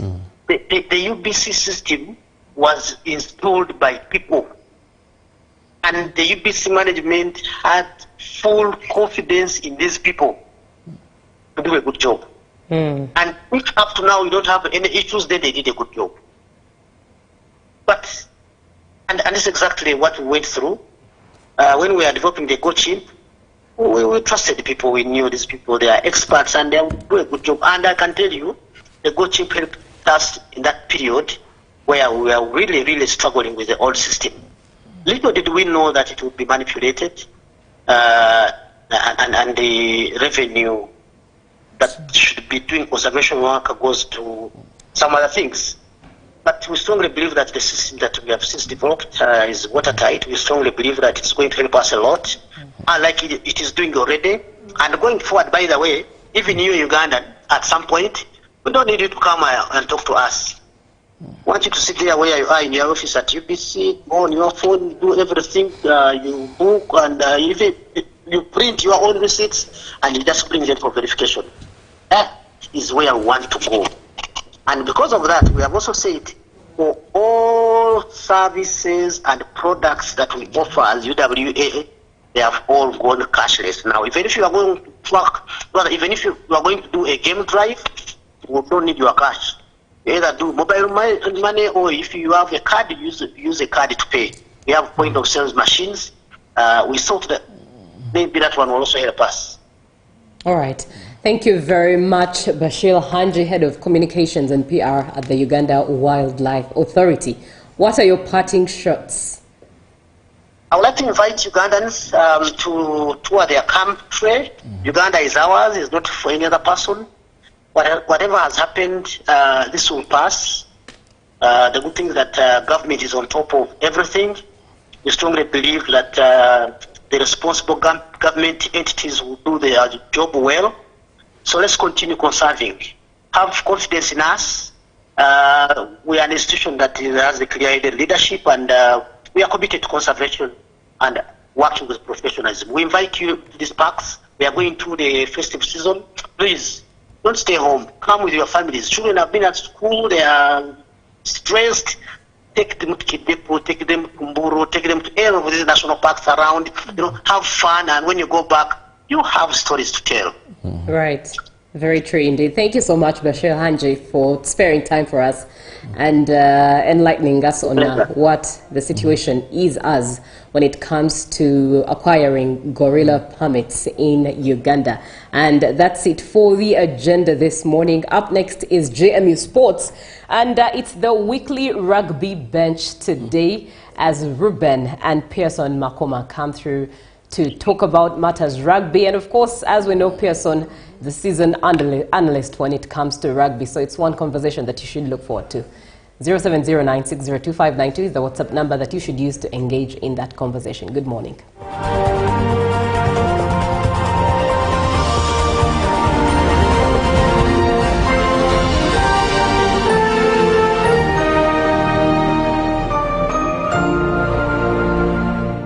Live from UBC Studios in Kampala, this is Good Morning Uganda. Following our earlier communication regarding the technical challenge that affected the transmission of some free-to-air television channels, Uganda Broadcasting Corporation UBC wishes to provide the public with an update on the ongoing restoration efforts. Our engineering and technical teams have been working diligently to resolve the issue and restore normal transmission. While substantial progress has been made, the process has taken longer than initially anticipated due to the complexity of the fault. We assure our valued viewers and partners that full restoration remains our top priority, and every necessary measure is being taken to ensure a stable and reliable signal across all affected platforms. In the meantime, we kindly advise viewers to rescan their TV sets to access the available channels. This will ensure that you can view the channels that are currently broadcasting without interruption. UBC sincerely apologizes for the inconvenience this disruption has caused and appreciates the continued patience and understanding of our audiences as we finalize the recovery process. Further updates will be provided through our official communication channels as progress continues. For additional information, please contact Public Relations Office, Uganda Broadcasting Corporation UBC. Email info@ubc.go.ug or +256 703 826 623. Taxation is a bit complicated, and the only way to demystify it and make it as easy to understand and to comply with is through engagement. Is there a limit to the number of cars a returning citizen is bringing into Uganda. Who has paid the excise duty on this water is not the supermarket which has sold you this bottle at 1,000. It's not the business. It is the man who is going to drink this water. We strongly believe that it will only be through such constructive engagement that we'll be able to broaden our tax base and build our country together. Buza Commissioner. Now you can get direct answers. Send your tax-related questions via WhatsApp or SMS to 0790-141-887 and the Commissioner General of URA, John Musinguzi, will personally address them. Tune in to UBC News Tonight every Monday and Wednesday for expert insights and clear explanations. Buza Commissioner. Exercise can't be sustained. Eating can't be stopped. It's even harder to lose weight. Come and give it a try. Ginshikang L-carnitine chromium capsules. Plant extract, scientific ratio. Take 3 capsules each time. The active ingredient accelerates fat burning.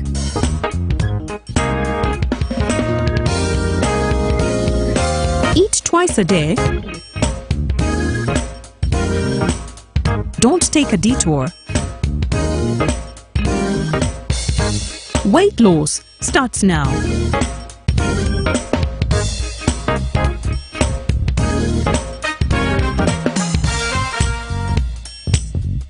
Ginshikang L-carnitine with chromium capsules helps you stay in shape. Please follow medical advice when taking this product. For more information, visit our website www.hgo.com or call 0800 335555.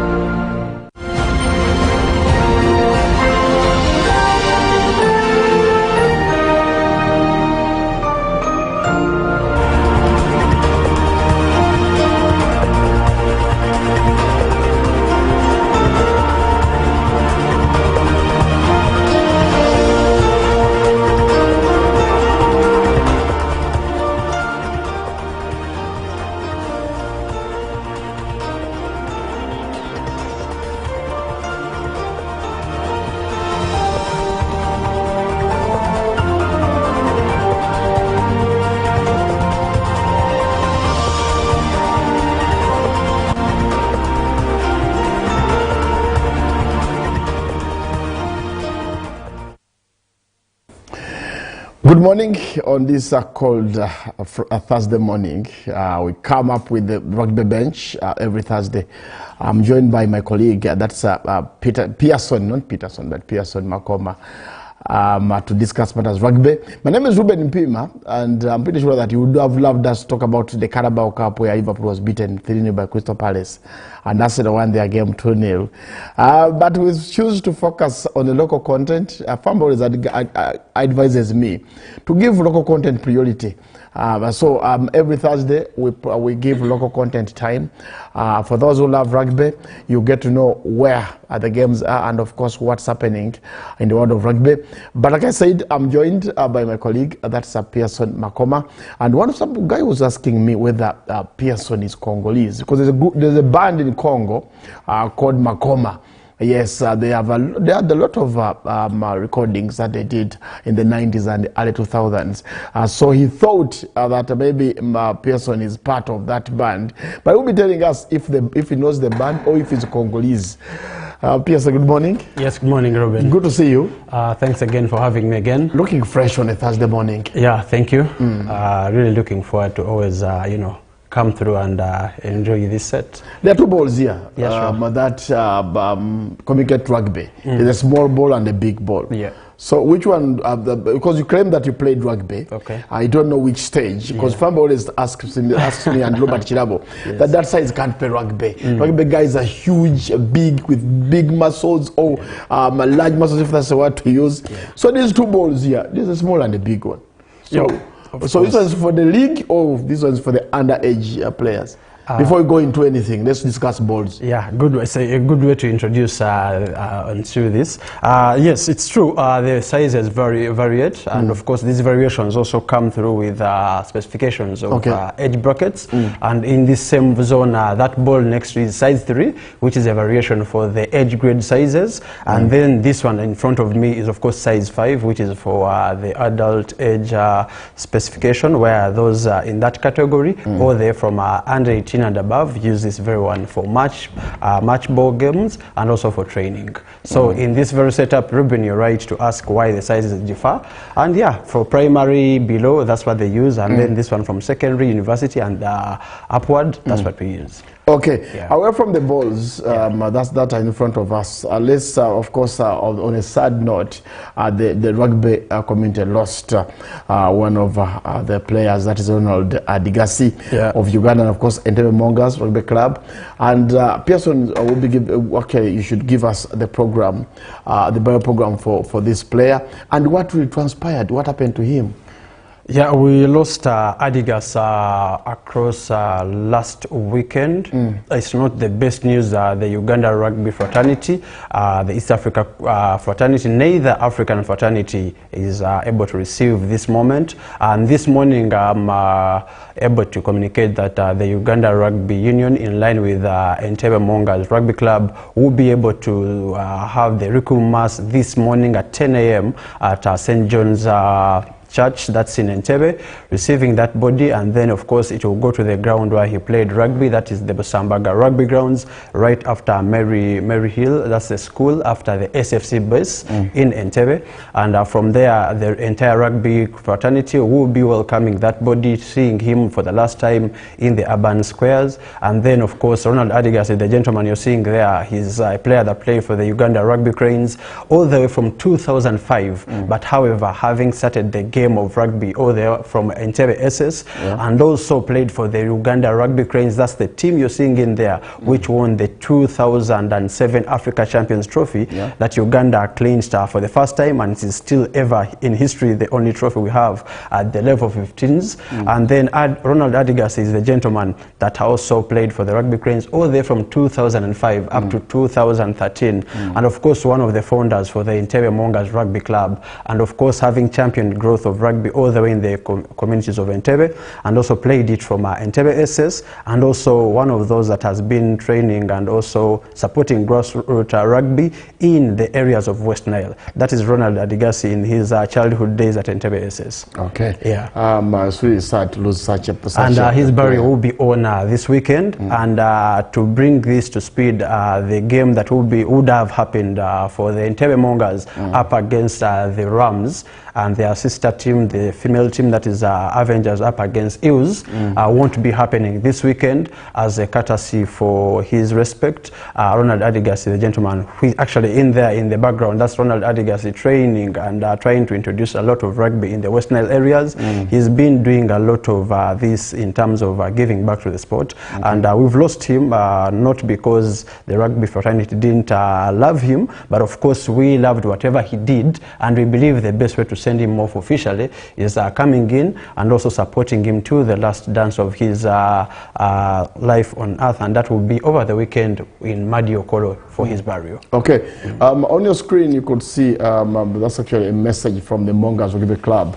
We mourn the legend Adigas Ronald, a founding member of the Entebbe Mongas Rugby Club and a former player for the Uganda Rugby Cranes, who passed away on the 28th of October 2025 after collapsing on his way from work. He was known as a loyal and a passionate pro. His career highlights and arrangements are shared below. Of course, I could see on your screen the arrangements of his burial. But he has had a fantastic career, if you ask me. Entebbe Mongas Rugby Club, one of the founding members. Of course, if you could see on your screen, what the sentiment that the Mongas came up with regarding the rugby union, of course, the fraternity in Uganda. And I'm pretty sure that Pearson Makoma and your colleagues are not in the proper state of mind now because of the loss of such a player. Yeah. And of course, a man who has spent all his career, all his life investing in rugby, to have gone at such a, from a young age. One would ask what happened to him. I mean, an athlete like him, how could he collapse? Did he get a cardiac arrest? Did the heart stop beating? So there are so many questions that are going to come up. But of course, the post-mortem will tell us what really transpired. But of course, rugby fraternity mourns the death of Ronald Adigasi, the man who gave his all to rugby and won the 15s with the national team. Yes, and also played for the Uganda Rugby Sevens. Yeah, in his early days of 2006. But of course, he was so great in the 15s version of the game. And yes, what a way and what the only way to mourn him and also celebrate him this morning. For anyone that can touch base, St. John's Church of Uganda in Tebe will be the place. And actually, you've been seeing his various photos. It's been so joyous, so friendly. This is the last visit he had at his former primary school, that is St. Teresa Junior School in Entebbe, where he had gone for an old students reunion visit. And yes, that's the gentleman in there, joyous ever. Okay. Away from the sad news into matters rugby again. Heathens Chaite visit in Chitugumu, of course, happened last weekend, and I'm pretty sure that you were part of this Chaite tour with the Heathens. No, I wasn't actually, because I was handling one of the games in the Western, that's in Fort Portal. And yes, of course, the Heathens were able to do that charity gesture, a good one for the community that is always able to give back and look forward to resonating with the communities. And the best way is always to go down to those that feel they need a moment to smile with and recon with. So the Heathens are coming in hard and supporting the environment there, coming in Gulu rather than Kitgum. And also remember, the Pirates were able to visit a charity home in Kabale. So it's a good gesture from the Rugby Society and also in the sporting world to ensure that you connect back with the communities where we come from. And we only not come through to take those happy moments, but we shall always come in through to condone with those that have lost and grieved their loved ones. And also come through in moments where people need us most in those hard times. So the Heathens doing their most actually in their outer visit right in Kitgum last weekend, and also coming back with that big emphatic win across in their second Uganda Cup game against the Kitgum in there. And that takes us to the week 2 of the rugby action results, Pearson. I'm pretty sure that week 2 was actually good for some teams and bad for other teams. So take us through the week 2 of the rugby action before we go into the games of the 1st of November. Yeah, there was an emphatic game result there where the Cubs thumped the Fort Portal Tyrants in Fort Portal. Surprising that game. You are misusing words here. Thumping is a big loss. It's a big word. It's a big one when it comes to that 102 score.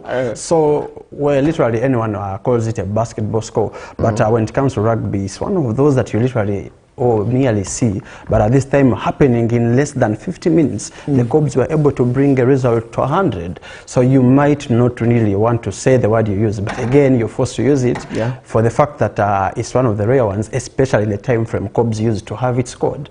And then, of course, the Heathens coming back with that 57 against Kitgum 6.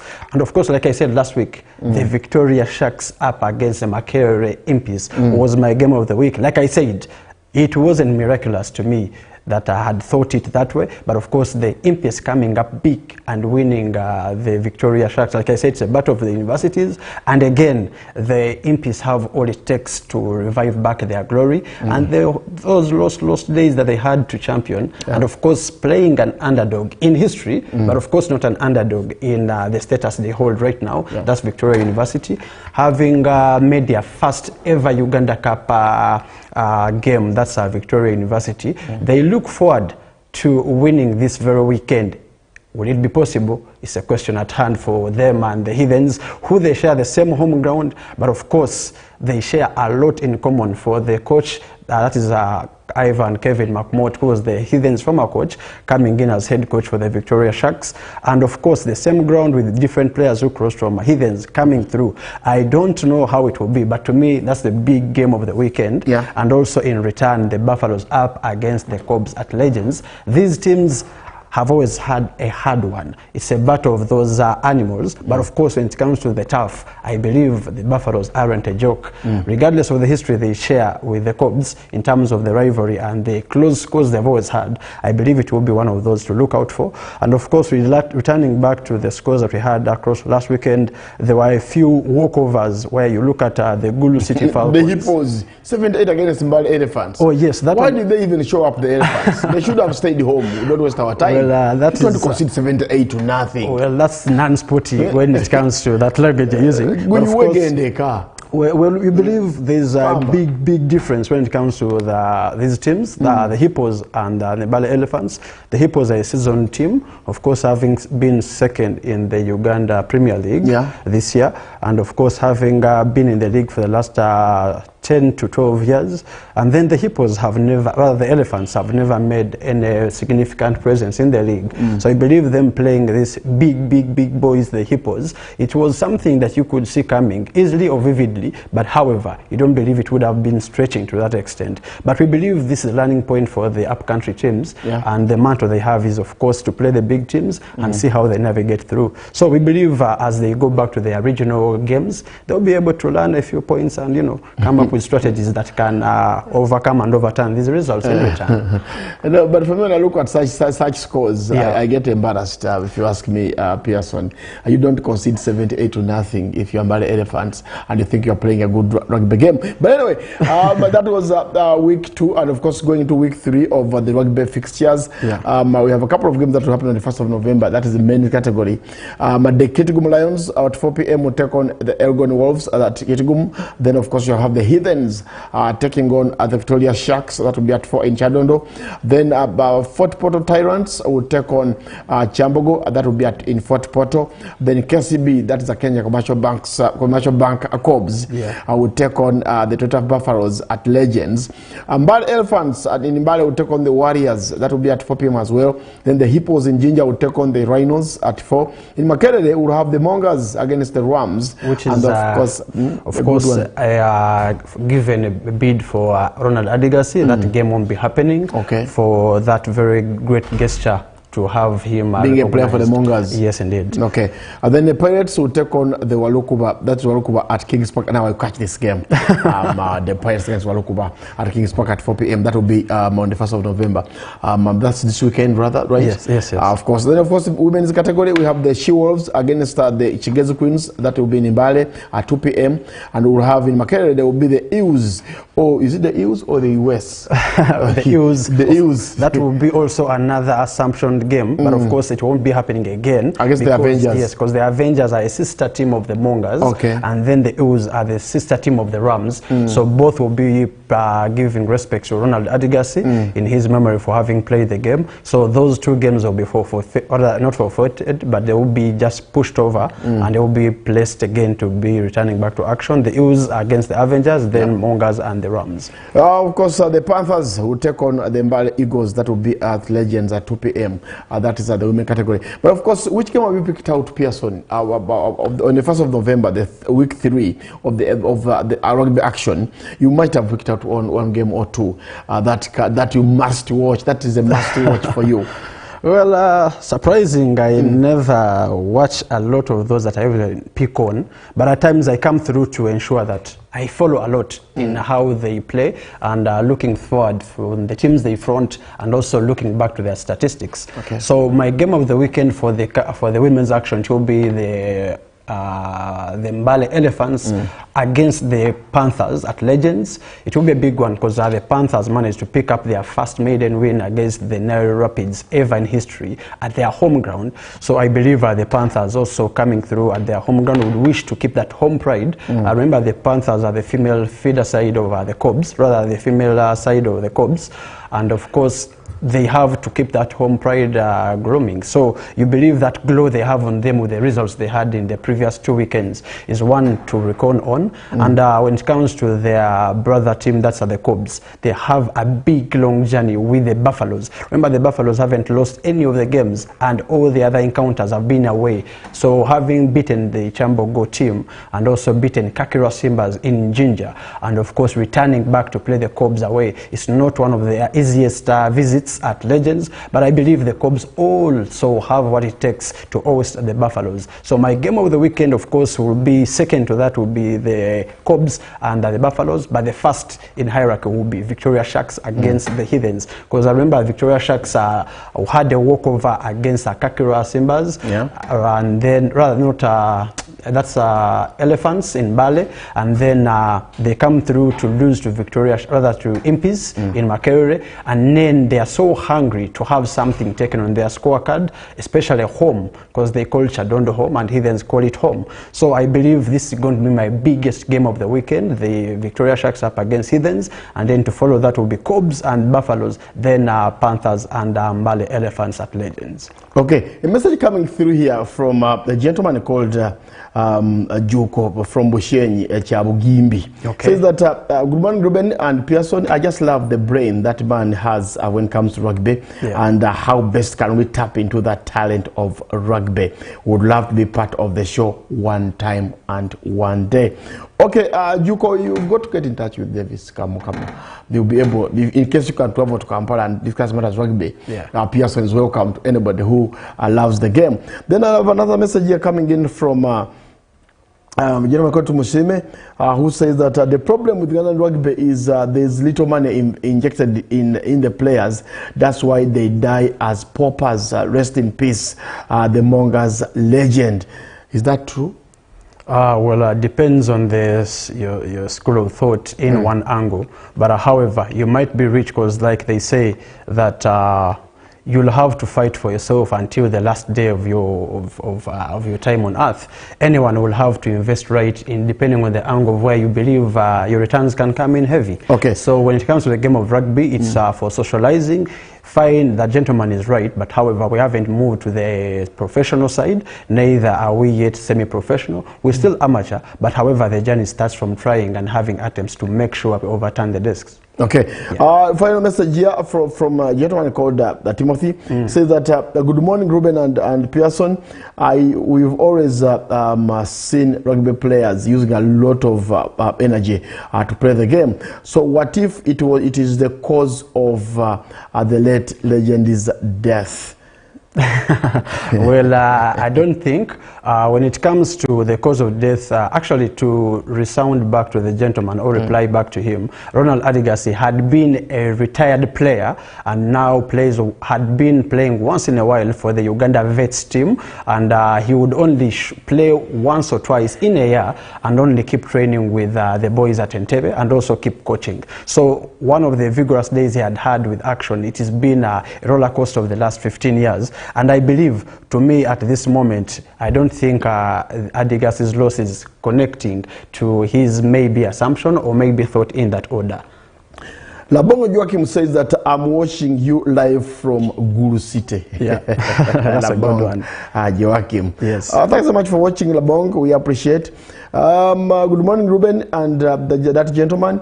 For me, I just want to thank UBC for coming up with this initiative of the rugby bench. So for some of us who played rugby in school, we love it when people discuss matters rugby. Thank you so much for watching as well. Then lastly, Edmond says that, good morning. I also want to join the team and discuss cricket. That's Edmond. Which Edmond is that? It's called Edmond. There's no other name. Edmond. It's Okay. Edmond. You want to discuss cricket. Well, I wonder if the rugby bench can allow cricket to be discussed within the rugby bench. Actually, we've been sisters with the cricket circles. So the cricket cranes have always supported the Uganda rugby cranes. So sharing a bench won't be one of the worst things we could ever make. So so it's a good idea. It's a good one. Brilliant idea. I believe from so. Very. Okay. The main man says it's good. It's okay. You can share a bench with us and discuss matters rugby. And of course, cricket will also come in at later stage. But yes, in time is not our best on our side. Is there anything that you have to tell the viewer? Well, of course, when it comes to the viewers, to me, it will be calling on anyone or everyone to come support their teams next to their hood. That is, of course, for the women's action that will be happening at Legends. Of course, one game that has been postponed in memory of Ronald Adigasi, that is from Makerere, won't be happening.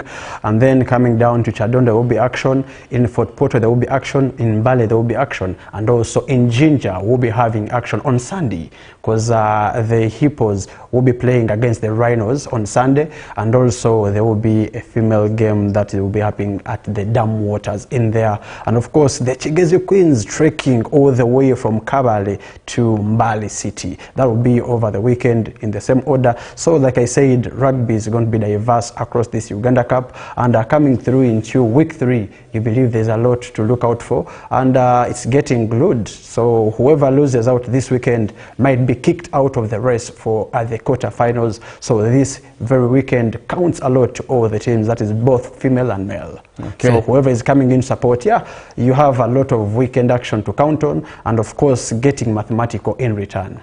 Okay. Yeah. Simon Musoke is actually having the message is coming through, Simon. Okay. Simon, what I'm telling Pearson, I can see that you're typing a message. It's not coming through, and time is not our best on our side. Yes. If I had seen the message, I would have actually commented about it. But before we go, Pearson, yeah, the schools rugby. When do we have CS tournaments in the schools rugby? The 15s. When is it coming up? Is there any information about the schools rugby? Yeah, sure. The Uganda Schools Rugby Association has a rolling calendar of action, and of course, first term of the schooling calendar has a roller coaster for you in there, with the schools rugby returning at a regional level, and of course, the Uganda Secondary Schools Association having rugby at nationals being played again for ball games 1 and 2, that is for 15s and 7s respectively. You believe there is action in first term. There is action in second term with 7s entirely, with 4 to 3 to 4 circuits being played in second term, and then third term always has the Independence Cup, which has been revived, and 3 weeks ago the London College of St. Lawrence Maya were able to host that is Chambogo, winning it at Chambogo College, and of course the return of the emphatic Independence Cup that had been played with the different East Africa teams. So reviving it back is always a third term calendar, but however, returning back to the question, it's always an academic term to the teams, to the schools.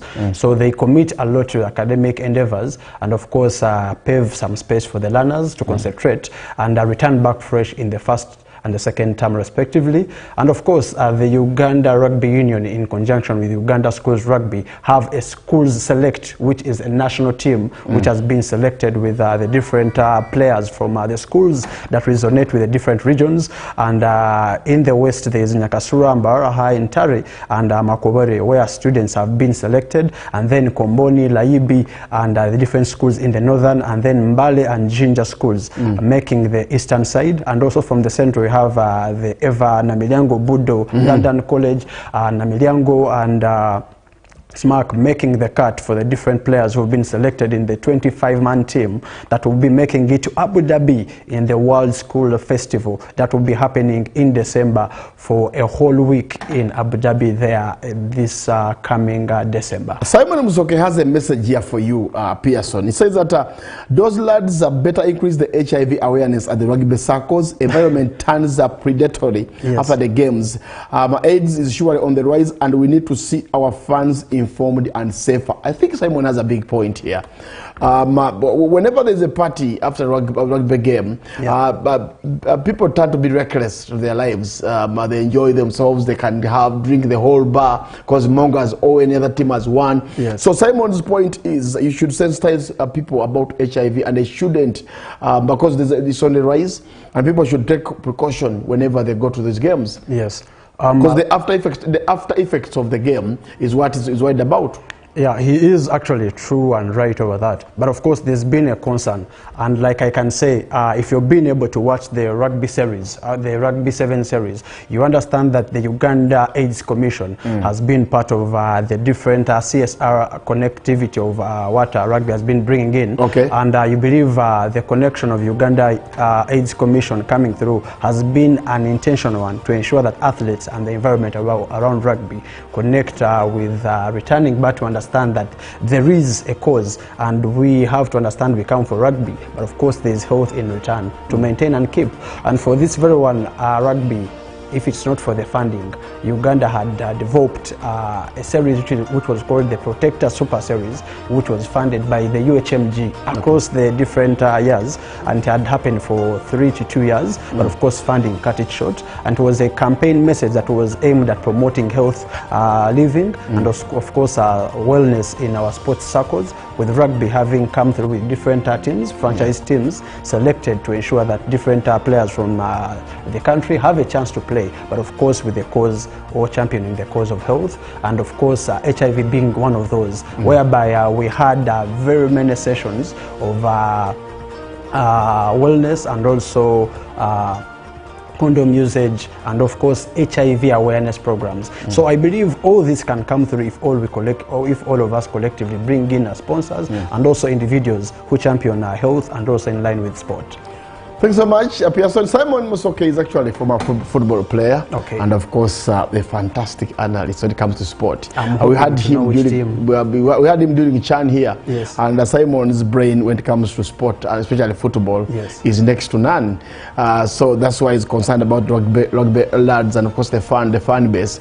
We need the masses to support the sport, and if we start losing fans because of HIV in this day and age, it wouldn't be good. So Simon, that was his concern, but of course he's a former footballer. I wonder how many goals he scored. He will tell us how many he scored during his career. I'm hoping to know which team he played for.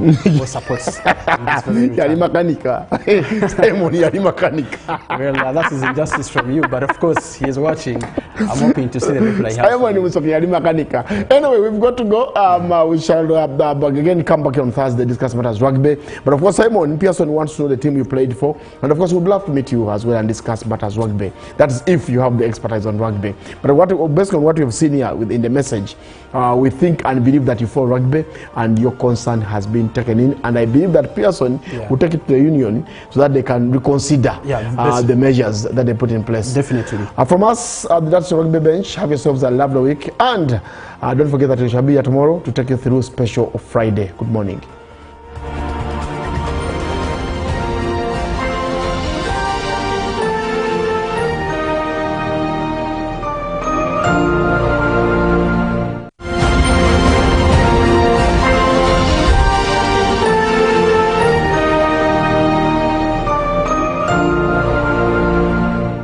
Of the day on UBC. He expected me to die like within the first 2 years. Out of the blue, the child will get pains, especially in the wrists. And this happens commonly when children are starting to walk. Was brought to you by I'll call you every day, yeah yo, don't know. You can now get all the Chibuzi out with MTN voice bundles. Call all networks Kubei Dondoro. Buy a 25-minute voice bundle for only 1,000, or buy any daily voice bundle of your choice. Dial *100*21# and select daily, or use the My MTN app. When we talk together, we are unstoppable.